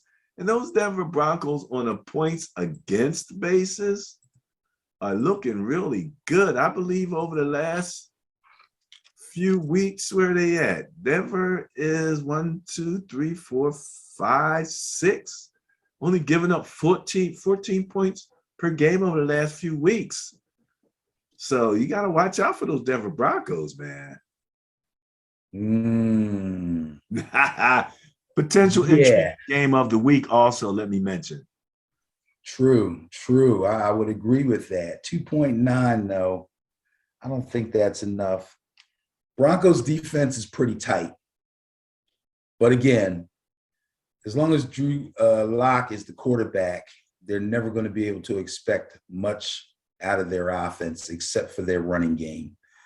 They've turned one of the potentially great young receiver cores, and they've turned them into basically nothing. Like Patrick Sutton, Jerry Jeudy. You barely hear these guys' names anymore since Teddy Two Gloves went down. That's how bad Drew Lock is. The good thing for them is, as long as they can keep scores tight, they can use Melvin Gordon and Javonte Williams. And if they can do that, they can usually keep games close and possibly squeeze out a win. That's what they tried to do last week against the Raiders. Unfortunately, the Raiders beat them, and the score was only 17-13. So those are the kind of games that the Broncos are going to have in order for them to get wins. That being said, the Chargers took one of the more inexplicable losses last week. In fact, I don't want to give it away, but we're going to talk about it in the fourth quarter as the BB of the week, if anybody who's watching knows what that stands for. So this is a definite must-have bounce-back game for them. I'm going to take the Chargers. They're going to be at home, and I just think that they will find a way to get the ball in the end zone, and the Broncos won't. It's as simple as that. The problem is the Chargers' run defense is abysmal. It's horrible. You and me could line up. I'll be the fullback and you can run the ball and we can move it on the Chargers. Okay. It's crazy, man. It's unbelievable how a team can be that bad against the run. It's crazy. The Houston Texans running backs had a field day on the Chargers. Field day. That's terrible. And like you said, a lot of it is poor tackling, which is even more inexcusable to me. But what are you going to do? I say bounce back for the Chargers. I believe they will win this game. Well, it's interesting that you believe they'll win this game with that poor run defense. And then you say Denver Broncos are going to have to lean on their run game? Yes, they will. So, yeah, that's a crazy scenario. As I'm looking at the last few weeks, Denver net margin, net differential is on average is plus 6.3. The Chargers are minus 0.7. So over the last few weeks, it's been all about Denver. True. And that's probably why they were favored in this game, even based on year-to-date stats. But you're going to go against the bias. Yes. With the Chargers. Yes. You just like Herbert, that's all, man. That's true. You think Herbert's going to be able to pull the rabbit out of the hat here. Bro, I got fantasy championships riding on that boy. Well, if there's any bias in the world, it's these fantasy guys. They got plenty of bias. They got a bias for everybody to go around. Please. Okay, here's my bias right here. My San Francisco 49ers, Houston Trap game. Trap game? This is a trap game. Man, because we both like Davis Mills. Is it Davis or David Mills? Davis. In Texas, we both like them, but the bias plus score of 12.6. Not bad. Favors the San Francisco 49ers. We could possibly have two rookie quarterbacks going at it again in this inter-conference game with Houston having nothing to lose and San Francisco fighting for their playoff lives. Here we go. Bias plus score 12.6 favors San Francisco 49ers. Who you got? This is not necessarily the game that you want Trey Lance to have to start. I'm just saying. All right. I'm just saying. This game has trap written all over it, man. First of all, we know the Houston Texans can run the ball. Yeah. We know that. We're both somewhat impressed. Well, at least they could run the ball against poor run defenses. Now, how they can do against a better run defense, we'll have to see. Well, your run defense is better. It's definitely better. Gee, thanks. I'm just saying. If the Texans can put together the right kind of game plan, run the ball well. First of all, I have to run it well because you don't want to have to put the ball into Davis Mills' hands for him to win the game for you. But it's another one of those situations where if you can keep it close, there's a possibility. Now, let's not forget, not only did the Texans win, they scored 41 points last week. Okay. I'm just saying. 41 points. This is a trap game, bro. This one's scary. This is real scary. I'm going to take the 49ers because I honestly believe they are the far better team. Far better. But better than 12.6, I think. But something's going on down there in Houston. Something's going on with that coach. Something's going on with those players. Those guys are playing with a lot of pride. They're playing really hard. They seem to have figured out, okay, this is what we got left. These are our players. This is how we have to approach games. They seem to be kind of coming together.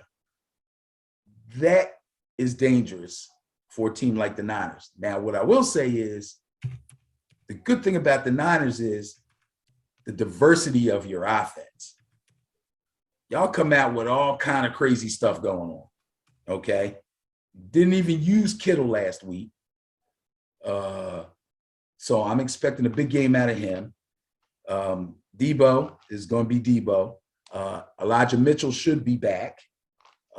Wilson's not hurt. So now you got 2 running backs, not just one. So you don't have to, wear one out, although that seems to be what Shanahan likes to do, is to stick with one. Excuse me. I don't know, bro. Okay, here's the thing. You got to play Trey Lance. You cannot play Garoppolo. Garoppolo has a fractured finger. I forget if it's his thumb or not. And the reason that they haven't ruled him out is it's a clean fracture and the bone is not displaced. I read up on this. So the bone is in place. So as long as he doesn't bang it or hit it or like catch himself falling or something, that bone should stay where it is. So then it comes down to pain management. That's the situation. First of all, just before you go any further, please, before you go to pain management, let's just go back to, as long as he doesn't bang it or fall on it. Yeah, right. This is football. I understand that. Okay. I understand that. But Drew Brees played with the same thing for almost a whole season. Really? Until he hit somebody's helmet, which we know can happen. Okay. I didn't know Drew Brees had that same. Yeah, Drew Brees had the same thing. Now, here's the other tricky thing. Let me just say, I do believe this is the only time I've ever heard Jimmy Garoppolo and Drew Brees used in the same sentence. There's a reason why they haven't ruled Garoppolo out. That's all I'm saying.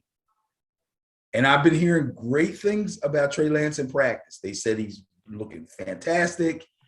He's understanding the offense. He's throwing the ball well in practice and all that stuff. I get it. But they're still holding out hope that Garoppolo will be able to play. I think what's going to happen is they're going to say it's a game time decision. And then right before the game, they're going to rule him out. They're just trying to get Trey Lance ready. That's all. They don't want to say Trey Lance is our guy on Wednesday or Thursday or today's Friday. They may say it today. They may announce him as the starter today after practice because Garoppolo can't practice. That's another bad thing. He can't practice because if he hurts it in practice, then the game is out. The other thing that's interesting here is that, we have a lot of those plays where you're faking here and you're faking there and all of that. That's right. How much of that is going to be affected? Stick your hand in there on a handoff and who knows?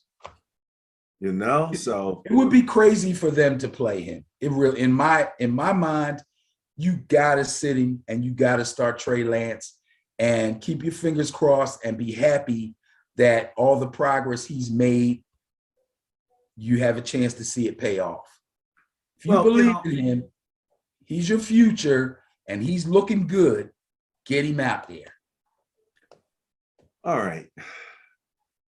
Whether or not we get the chance to see Trey Lance in action, I did want to mention, because you talked about Davis Mills. And the funny thing about the Houston Texans is that they are still trying to win. Yes. And they're playing well under coach David Culley. Yes. If he beats my Niners, which is, let me put the, up against it now. I don't want that to happen at all. They might have to start talking about him a coach of the year. Because I don't know what other coach has had to overcome what he's had to overcome, even to win a few good games. That's true. What I mean? Gee, Christmas. And they don't even mention that he's an African-American coach. That's not even an issue. He don't even get credit for being a minority coach in this situation, Right, a situation that was bad from day one for him. From day one. Woo. Maybe the Raiders, but they didn't have a new coach come in, and have to, they have their interim coach situation. Yeah, but interim coach isn't. But they didn't have all the issues higher up the organization, going on with them, much less a major civil / potentially criminal scenario going on with their hanging over their heads. That's hanging over their heads, man. the That's whole crazy. time. The whole time. The You whole know, time. it's amazing when I hear teams still talking about potentially taking Deshaun Watson. You know, maybe we could trade for this. And I'm like, really? You know, you really want to mess with Deshaun Watson right now? Really? You know. Anywho, you're gonna go with the Niners. Yes, sir. Arizona Cardinals at the Dallas Cowboys. Is this intriguing, Benny? All right. So look, I made a request for the Cardinals to be part of an intriguing game last week. You gave me my wish and they let me down. So no, I do not want this to be the intriguing game of the week, although it is an intriguing game. But don't waste your time on these guys until they prove something to me. And this is the game where they can prove it. If they're going to go anywhere in the playoffs, they have to be able to handle this Dallas Cowboys offense because it don't look like anybody else can right now. So if they're going to prove something to their fans and to everybody else, this is the game when they're going to have to do it.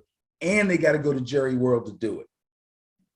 And believe me, plus 4.3 favors those Dallas Cowboys. if you think Dallas came out with both guns blazing last week against Washington, believe me, they're going to try to get their feet on the Cardinals' necks early and pound them into submission.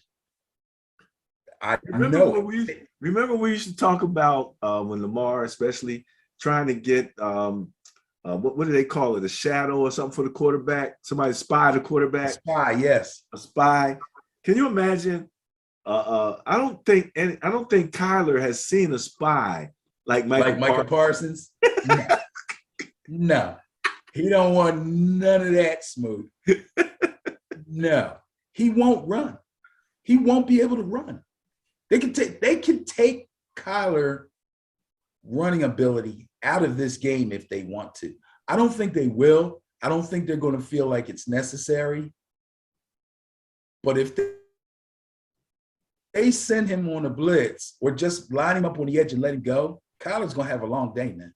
A real long day. I can see Kyler now breaking out, kind of like Buda Baker did on the interception against the Seattle Seahawks. And he's running down, and then all of a sudden he looks behind him, and Michael Parsons is rolling up on him like a train. So, yeah, there's something intriguing about this game. He may not be able to turn the corner on Micah. Say that again? Even if he gets outside, if Micah's chasing him, he may not be able to turn the corner on him. That's what he does. He stretches you to the sideline and turns the corner, and these guys dive and miss. I don't know if he's going to be able to pull that on Micah. I got to go with the Cowboys on this one, man. And the Cardinals are just not who they were in the first half of the season when they were ripping off wins left and right. And again, their defense is going to be challenged to slow the Cowboys offense down if they're going to have any chance at all in winning this game. I got to go with Dallas at home. I have to. I like the Cardinals. I really do.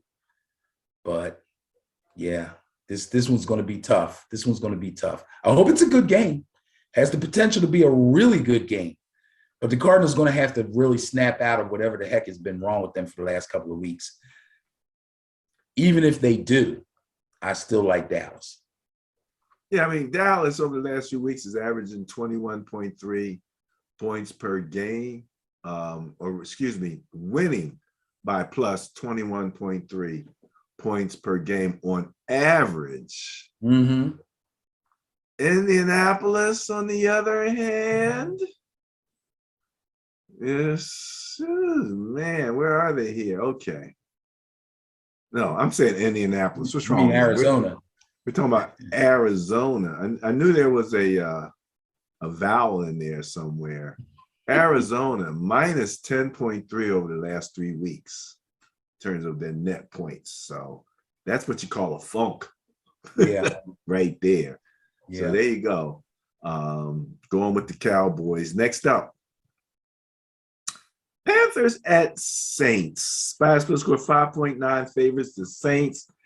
I think in last week's game or week before that, you said, we don't know who the Saints quarterback is going to be. Right. Let's say that about the Carolina Panthers now that they've brought Sam Darnold back. They don't know what they want to do at quarterback. They have no clue. I'll tell you this, though. What they do know is ever since that first game that Cam played, he hasn't done diddly poo. Nothing. He hasn't even come close to doing anything. Wait, did you know that you used the diddly poo, which is synonymous with Saints history? Did you do that on purpose? Yes, Okay. I did. Yes, I did. That's the famous playoffs. Playoffs? Yeah, that comes from that famous speech. Yes. I don't even, this might be the intriguing game of the week because I have no clue what's going to happen in this game. I really don't. I got to go with the Saints. I think the Saints have the far better defense at this point. And the Panthers defense has played valiantly over the course of the season. They really have. But offensively, they're a mess. They're a mess. You know, McCaffrey went down. Hubbard looked like he was going to fill in admirably. I haven't heard his name mentioned in the last 3 weeks. You know, and fantasy, I look at everybody. He's way down the list, bro. He's not getting it done, which means to me that the offensive line is challenged. You go with Cam, you kind of know what you're going to get, basically nothing. You go with Sam Darnold, you kind of know what you're going to get, turnovers. I got to go with the Saints. First of all, they're home. Second of all, their fans love them and are behind them. Third of all, they've been playing really, really hard, trying to live off their defense until they can right the ship offensively.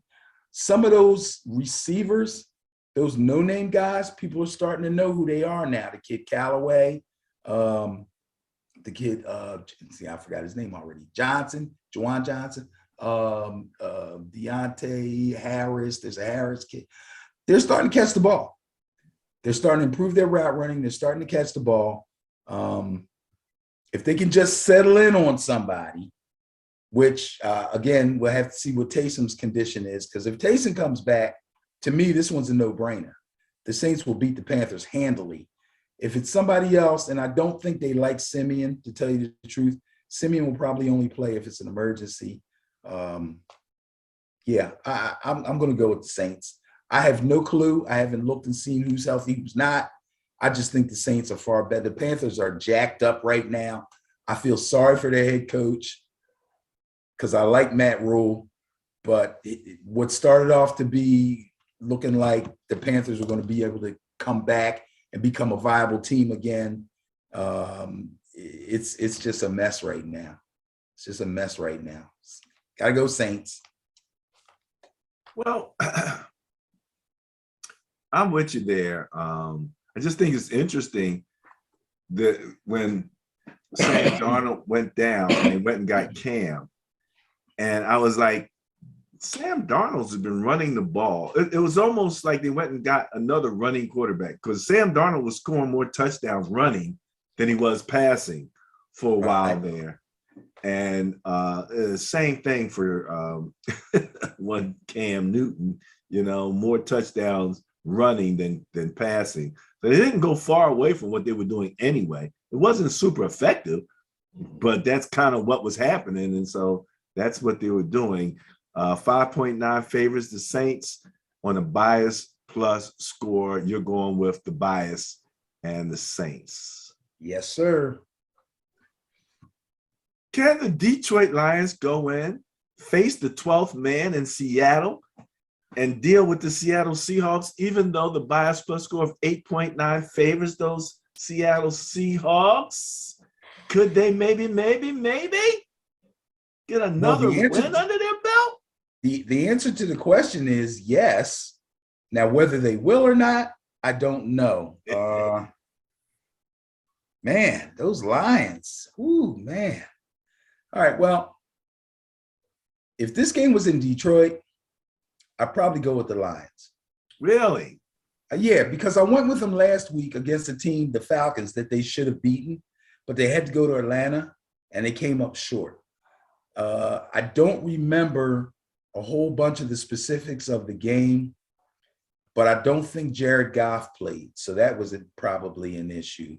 And we've talked pretty bad about Jared Goff over the course of the season when they were losing. Why we thought he was going to be some kind of savior for them, I don't know. But actually, he's been playing pretty well until he got hurt the other day. So, again, if they had played the Falcons in Detroit, they would have probably won that game. They lost 20-16, and the Falcons ain't much to write home about. The Seahawks have their own issues also. Now, the good thing for the Seahawks is they kind of revved up their running game again a little bit. I still don't know what happened to DK Metcalf. Something ain't right with him. Something's not quite right with him. His route running looks like it's off. He had a decent game last week. He did catch the ball or two.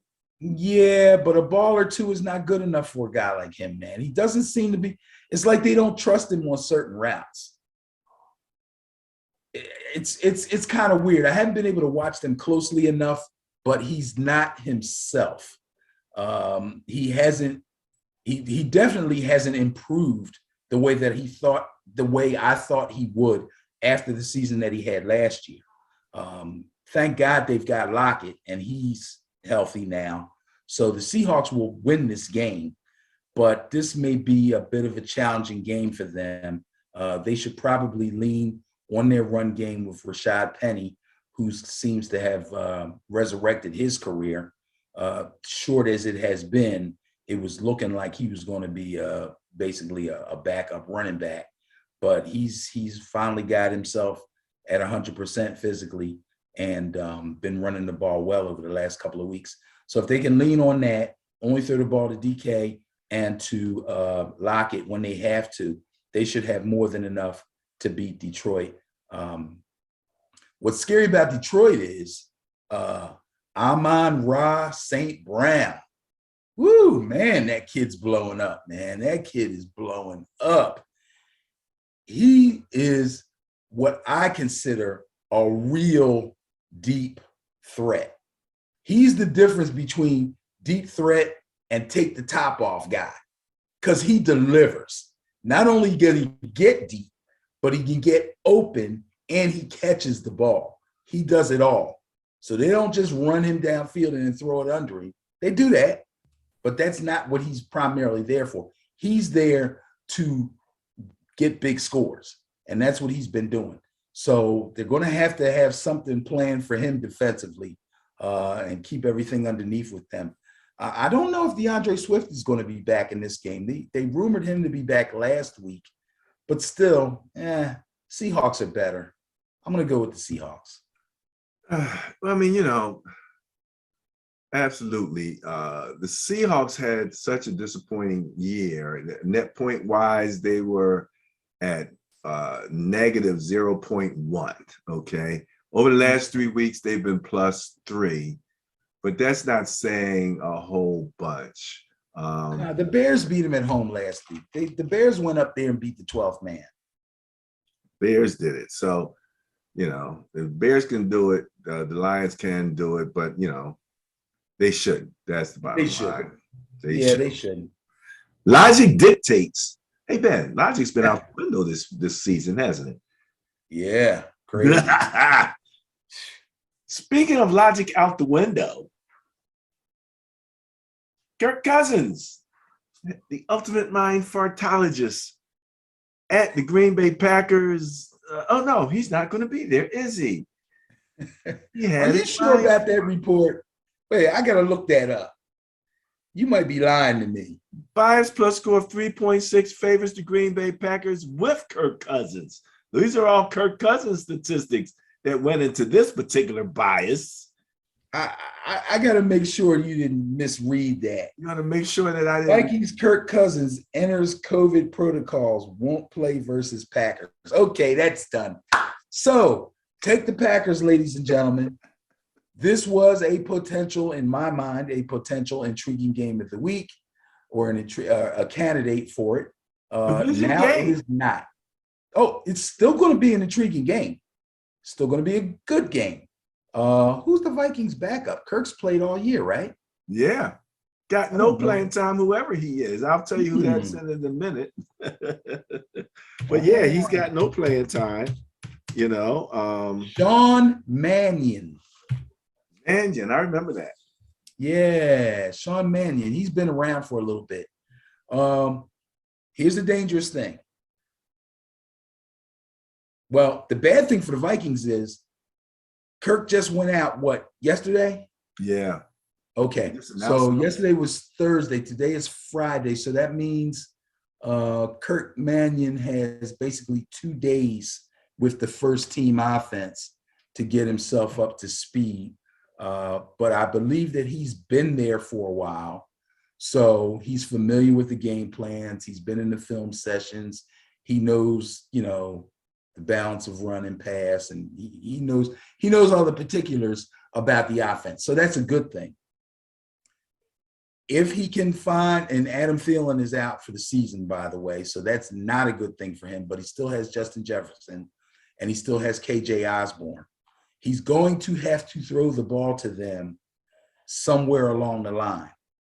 But if he listens to Ben and Barry on football, he will have heard me say several times and today that the way to beat the Packers is to control the ball on the ground, and Dalvin Cook is back. They got to come out, run heavy, and keep this game close so that they don't have to depend on Mannion. They got to use time of possession. They need long drives, and they need to finish them off with 6 points or 3 points, one or the other. Because if they don't, it's going to be a long day.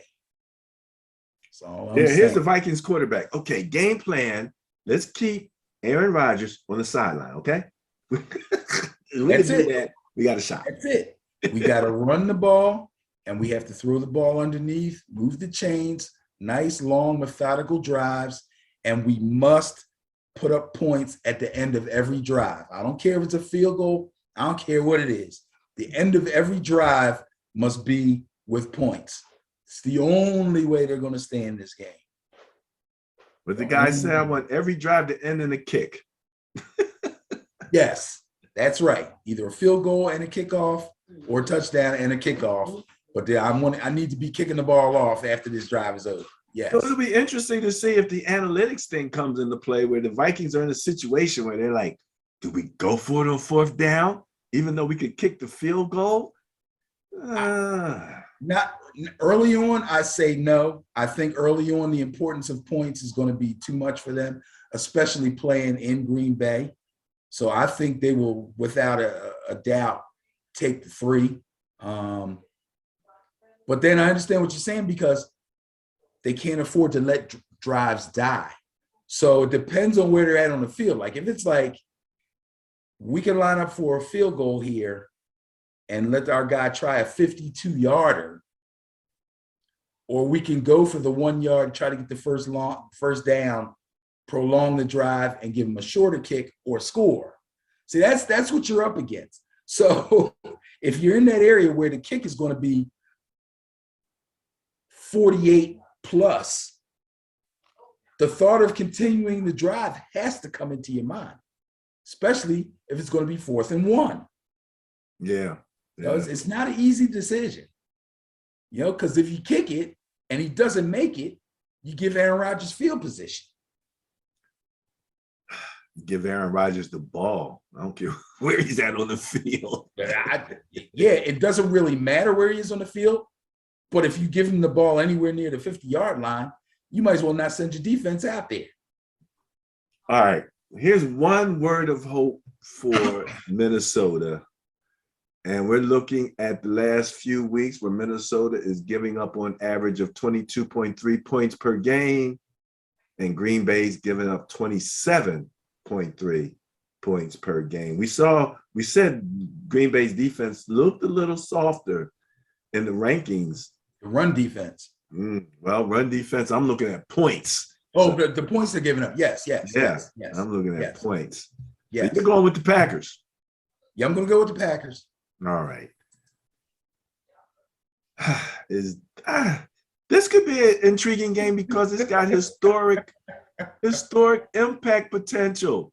Cleveland Browns at the Pittsburgh Steelers by a split score 3.8 favors Cleveland Browns in potentially what could be Roethlisberger's last home game. Am I correct? It could possibly be, and it's also Monday night. Is that correct? Ooh, Sunday night. Yeah. And I love these games where we get to see, there's one game, everybody gets to focus on that game. So isn't this the Monday nighter, isn't it? Isn't there still Monday night? Let's see here what we're talking about. No, we're looking at Sunday night. Oh, wait. Oh, okay. Monday night. It is the Monday nighter. That's what I thought. The Monday night game, which we didn't mention that the Minnesota and Green Bay would be the Sunday night game. That's the Sunday night game. That's right. This is the Monday night game. Oh. So I know you're not going to do it simply for the fact that I'm going to request it. And we don't do requests on this station. But this should be your intriguing game. This is first of all, is the division. Second of all, they're both scared to death of the Cincinnati Bengals. Third of all, one side's got Roethlisberger talking about he might have to retire. The other side's got Baker Mayfield, who looks like he needs to retire. This is crazy. Now, I will say this. I'm going to pick the Pittsburgh Steelers in this game. Really? Simply because that mess that the Cleveland Browns coach made of that game last week, Kevin Stefanski, a coach that I was trying to say expect and respect at the same time, that I have respected, a coach who I thought was really a good coach. How he could not just stinking run the ball and win that game last week is beyond me. You should never be running the ball that well and then say, here, Baker, win it for us. For what? Yeah, let's put the word beat up before Baker's name just to add some context to it. Here, beat up Baker. They had time on their side. They had the dominance of their running game on their side. Everything was set up perfectly for them to win that game. And every time he dropped back to pass, I'm like, why? Why? Bro, that was crazy. The Steelers are going to win. I'm going to take the Steelers in this game. When you look at it on paper, all the way around, you might say the Cleveland Browns have the more talented team. That's a little debatable, but offensively and defensively and special teams and everything, you put it all together, you might say the Browns have the more talented team. But I'm telling you, man, Baker's brain's got to be on tilt by now. And it's going to be a really big game for him. I don't know if he can handle the pressure. Because I'm sure people in Cleveland say, if you can't beat the stupid Steelers, especially when they're having a down year, then we're going to lobby for them. We're going to lobby for the Browns to draft a quarterback early next year. People are turning their backs on him left and right, man. And Ben's got nothing to lose. Ben's got nothing to lose, eh? If we make it to the playoffs, which I think they still are in the running, if they make it and that's his swan song, then he can still, he's going to the Hall of Fame. Yeah. He's got 2 rings. You know what I mean? He's got 2 rings. So are you saying that that's qualification for Hall of Fame? No, I'm just messing with you because, I'm the easy guy. It's like, yeah, Super Bowl ring, you're in. Yeah, that's it. I was about to say, no, that's you talking. But he has had a stellar career, and people are going to say that at least his first Super Bowl, he basically had nothing to do with. I mean, that team was loaded. You know what I mean? The wheels on the bus go round and round, right? Yeah. So, the The second one, he had a little bit more to do with, but again, that was a really, really good team. So, but Ben Roethlisberger has not been shabby by any stretch of the imagination. He's had himself one really nice career. And if they lose and he says, you know what, y'all, blame it on me, I ain't got it no more, and rides into the sunset, he'll be cool. Yeah. Yeah. Yeah. So no pressure on the Steelers. I'm taking them to win this game. Well, just to mention, both teams are in the negative for net points. Cleveland coming in at minus 0.7. I'm sorry, at minus 1.0. Pittsburgh coming in at minus 4.7. So I got two things to do with this game and the game we just talked about. The challenges that the Packers have against the run and the strength of the Browns offense. The Browns played the Packers last week. They had them by the short hairs and lost the game 24-22. The Browns could have won that game. The Packers never came close to stopping them from getting 3, 4, and 5 yards a pop. That last drive, they should have just kept handing it off, man. Kick the field goal and win the game. That's all they had to do. all righty. That was their chance. You're going with the Steelers here. Yes, I am. And you're expecting the coaching battle between the Steelers and the Browns. Got big questions about Stefanski. The coaching battle. I got bigger questions. The Steelers. Well, I got bigger questions about Baker, but yeah, I mean, I know Nick Chubb is going to run all over the Steelers just like he ran all over the Packers. The question is, can the Browns defense stop Big Ben and Najee Harris? You know, Najee Harris is no slouch back there. He's kind of slowed down a little bit these last few weeks as far as putting up big numbers is concerned. But if Ben's arm is good, he's got the receivers to do it. All right. Make a game of this.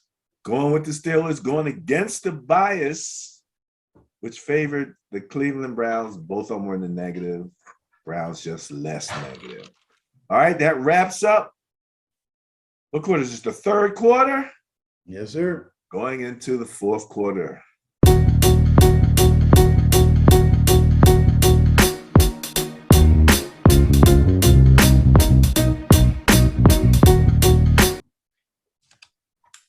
Okay, ladies and germs, we're going to enter the fourth quarter of Ben and Barry on football, where we talk about current events and hot topics. So, Ben, there's only one hot topic or current event in football that I need to talk about right now.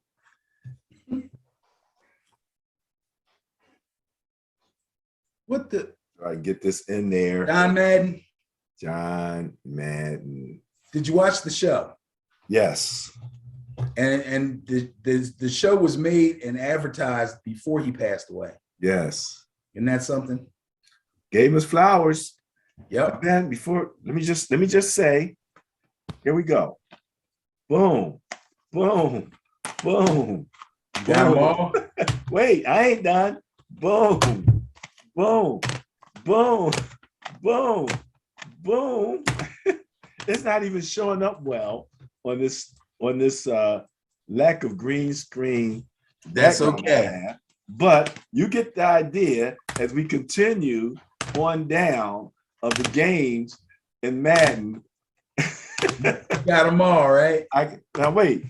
You didn't miss any, did you? PS2, PS3, PS4, PS5, and I believe my son's got something in here. Oh, the P2P. Yeah, the little handheld game. Yeah. Yeah, he had the Madden version. Now, interesting. and learning more about man, you learn so much about people when they pass. And again, rest in peace, condolences to the family, friends, and millions of fans out there. He won what, one Super Bowl? But he went Yeah. to a number of AFC championships and lost. Yes. And I always wonder what I don't have an answer to this. I don't expect that you have an answer. But what did he say? What kind of coach was he when he lost? You know, and we saw them carry him off in the win, but I never heard like great Madden quotes when you lose. Well, it's not a quote, but if you remember, if you watched the program, there was a shot that they showed of him sitting on a little stool in the locker room with his head in his hands. All the players were gone. The room was empty. And he was just sitting there by himself, like this. That probably says it all, man. He loved the Raiders.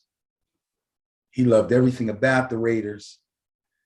This is a guy that got along swimmingly with Al Davis. So that tells you something about his character, you know, that he was able to handle that pressure. Had some great teams, coached some great players, a number of great players, Hall of Fame guys, famous guys, big name guys, but just it's like those teams that were great, but Jordan was still around. You know what I mean? He ran into the Pittsburgh Steelers when they were like really tough. What are you gonna do, man? You know, I don't know what he said, but he said a few good things. And the one thing that goes well with the Sterling Net Point Power Rankings is at the end of the game, the team with the most points on the board is going to win. Boom! Boom! Boom! So, yeah. And I forgot. I don't know if they invented the telestrator for him. Remember the telestrator? Yeah. They still use it nowadays, but it's a lot more sophisticated now. But before, they would put the play up on the screen and he could use his finger. And he was like, see, if you send this guy over here and that guy goes over there, then they don't see this guy over here. So when he comes over here, then this guy him, and then he comes over there and boom. And he made that thing famous. He made that thing famous, man. Yeah, you know, I don't remember anyone using the telestrator like that before him. You're absolutely right on that. That's a great point. Also, circles and X's. It's crazy. That apparently that he had, according to the show, and make sure you get me correct on the accuracy of these quotes, but he had 3 rules. Yes. 3 rules, right? Yes. Right? Yes. Be on time. So he would have kicked me off the team, right? Right away. He was like, get out of here. No, right? when you played, you were on time. I was on time. Okay. Be on time. Was it pay attention in meetings and play hard on game day? That's it. He said if you gave them many more rules, they'd have a hard time remembering those anyway. So he said, I wouldn't even remember all of them. You think about all those renegades that he had playing for him, man. You know, it makes a lot of sense. He's like, you know what? These guys are all great players. I'm not going to burden them with a whole bunch of mess. Just give me these 3 things, and I'm going to turn y'all loose. You know, you can be crazy, you can drink, you can do whatever you want, but you got to be on time. Now, being on time means be on time to practice, meetings, film study. You know, it goes like that. They know what it meant. Right. Pay attention, because we still have to have film session. We still have to have game planning. So pay attention. And then when the whistle blows, play your ass off. What else can you ask for? That's pretty much it. That's it. That's pretty much it right there, you know. So in terms of being a coach, those are words of wisdom, to go by. We normally go to our social media page, but there's no need. I will ask this: 2022 is coming up. Anything about 2022 that you've been thinking about that you want to share, especially maybe relative to football? I mean, in about 2 weeks, the flag football national championships will be in effect. Wow. Taking the 35 and over team down there. We're the number 1 seed going in. The number 1 seed for 35 and older, eh? We are the number 1 seed because I want to ask a stupid question, and it's like, how did that happen? I'll tell you how. A lot of 35 and older. First of all, there's no 35 and over tournaments per se over the course of the year. You know what I mean? Because there aren't that many 35 and over teams. In fact, going into nationals, there's only 12 teams, which is actually a good number. It's actually a good number. In Division I, there's probably 20 some odd teams. Division II, there's even more. Division III, there's like 40 freaking teams. It's ridiculous. They'll be out there playing at night. There's so many teams they got to get rid of. But because there's no 35 and over actual tournaments, we would enter our 35 and over team in regular tournaments and play Division I and Division II teams that on paper have far more talent than us and obviously are far younger than us. And we won some games. We never won a tournament, but we won some games.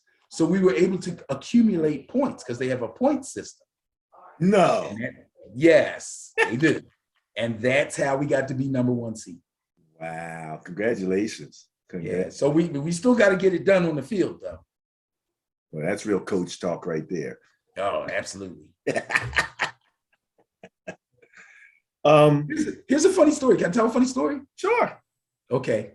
And I don't know if the guy this story is about is going to see this or not. He might. Remember you were talking about how the Cowboys did Washington and the unnecessary stuff? Okay. So the first game of Nationals last year, or 2021 Nationals, it's our first game. I'm a little nervous because this was my first time coaching this team. This will be my second year now. So we get down here. It's the first game. I'm like, I give the defensive pep talk because I'm defensive coordinator. Tell them what defenses we're going to run. I didn't know the team that we played very well, but somebody else did. So they kind of filled me in like, that's their best guy. Quarterback does this, da, da, da. I built my game plan off of that. And we started the game and we're winning. And we're pretty much dominating on defense. We're not scoring a lot of points. We ended up winning the game 19-0. But there came a point in the second half, fairly early in the second half, where you could see that these guys couldn't move the ball on us. We were stopping everything that they were doing. And in my mind, I'm thinking, it's the first game of the tournament. Maybe I should take this guy out and take this guy out and substitute him. But I didn't. I kept him in the game to preserve the shutout. To be totally honest, in my mind, it wasn't that I was afraid that they would score on us if I took the guys out. I was more thinking of the fact that if I leave everybody in, we're guaranteed to get the shutout. And I thought that would be good for the morale of the defense and the morale of the team. So I wasn't saying, oh, I'm not going to put him in because he's going to give up a score. I really wasn't. I was thinking, I don't want to change nothing because I want to preserve the shutout and I want to win this game handily. And that will help us going into the next game, which was against a team that I knew extremely well. A team that I was playing with the Falcons and the Knowles back when these guys were all young. Oh, okay. And okay. Yes, all met from down in Maryland. We played them 100 times over the years. Their quarterback's like 50 now. I remember when the guy was like 19. Okay, so I knew them really well. But just like you were dismayed about the way Dallas handled Washington and the way they went about that game, Yeah. there were a couple of players who were not real happy with Coach Ben about how he handled that situation. Oh, really? Yeah. I And could have got some run time, man. Why didn't I get some run time? I mean, they ended up playing later in the other games and all. But yeah, it wasn't. And you know, I'm not that kind of guy. Like that bothered me. You know, under normal, if I had it to do over again, knowing me, it'd be easy for me to say right now, if I had it to do over again, I wouldn't have done it like that. Really? But knowing me, I probably would have. Well, you know, I've seen situations, and I think I've been in a few where you took that first string out and the second string started whooping on their butts. So yes, that does happen. That does happen. Yeah. But and I know exactly what you're thinking about. High school and little league, that happens a lot. And they're like, why are you running up with a score? And I'm like, these dudes never play. I gotta let them play. What do you want me to dress the cheerleaders? You know? What do you want me to do? So in that respect, there's nothing, nobody can argue that. That's going to go down as one of your famous quotes, Ben. What do you want me to do? Dress the cheerleaders? That's right. That's right. If I'm blowing somebody out and they get mad, I'm gonna say, what do you want me to do? Dress the cheerleaders? Well, before we leave, I do want to tell Teresa, grab a ball and warm up. We talked about the Bears. It looks like they're going to start Andy Dalton and have Nick Foles back him up. Is Fields hurt? Yes, he's hurt. They're not starting him. Man. I don't know what the situation is yet. It just came up. I just saw this as Adam Schefter's reporting on Twitter. Okay. So I don't have the full story. Stay tuned, folks. Things are fluid in the NFL. They sure are. You know, we have to do the best we can to give you everything that we can to date. The only good thing about this being a COVID show and being recorded on Friday as opposed to Wednesday, or we're closer to game time, there's a few things that we know. We know that for the most part, and I did see that apparently the NFL did approve the new COVID protocols. So like you're saying, you could be positive, asymptomatic, and maybe even play, you know, even though that shouldn't apply to Kirk Cousins because he's unvaccinated, I believe. No, that's only for vaccinated players. It's only for vaccinated players. Yes. And, you know, crazy as it is. So now, since we're so fluid, I'm going to do something I haven't done all season. I'm going to change my pick before we get off of here. I'm taking the Giants. I'm taking the Giants. I'm changing it right now. Cross that out. Andy Dalton, my ass. We can't beat Andy Dalton. We can't beat anybody. Ladies and gentlemen, I don't think this has ever happened on the Ben and Barry show where we had a change before the show even ended. What a way to end 2021. Go New York Giants. Let's go, baby. All right, Benny, any last words? Nationals coming up, baby. Go Legends.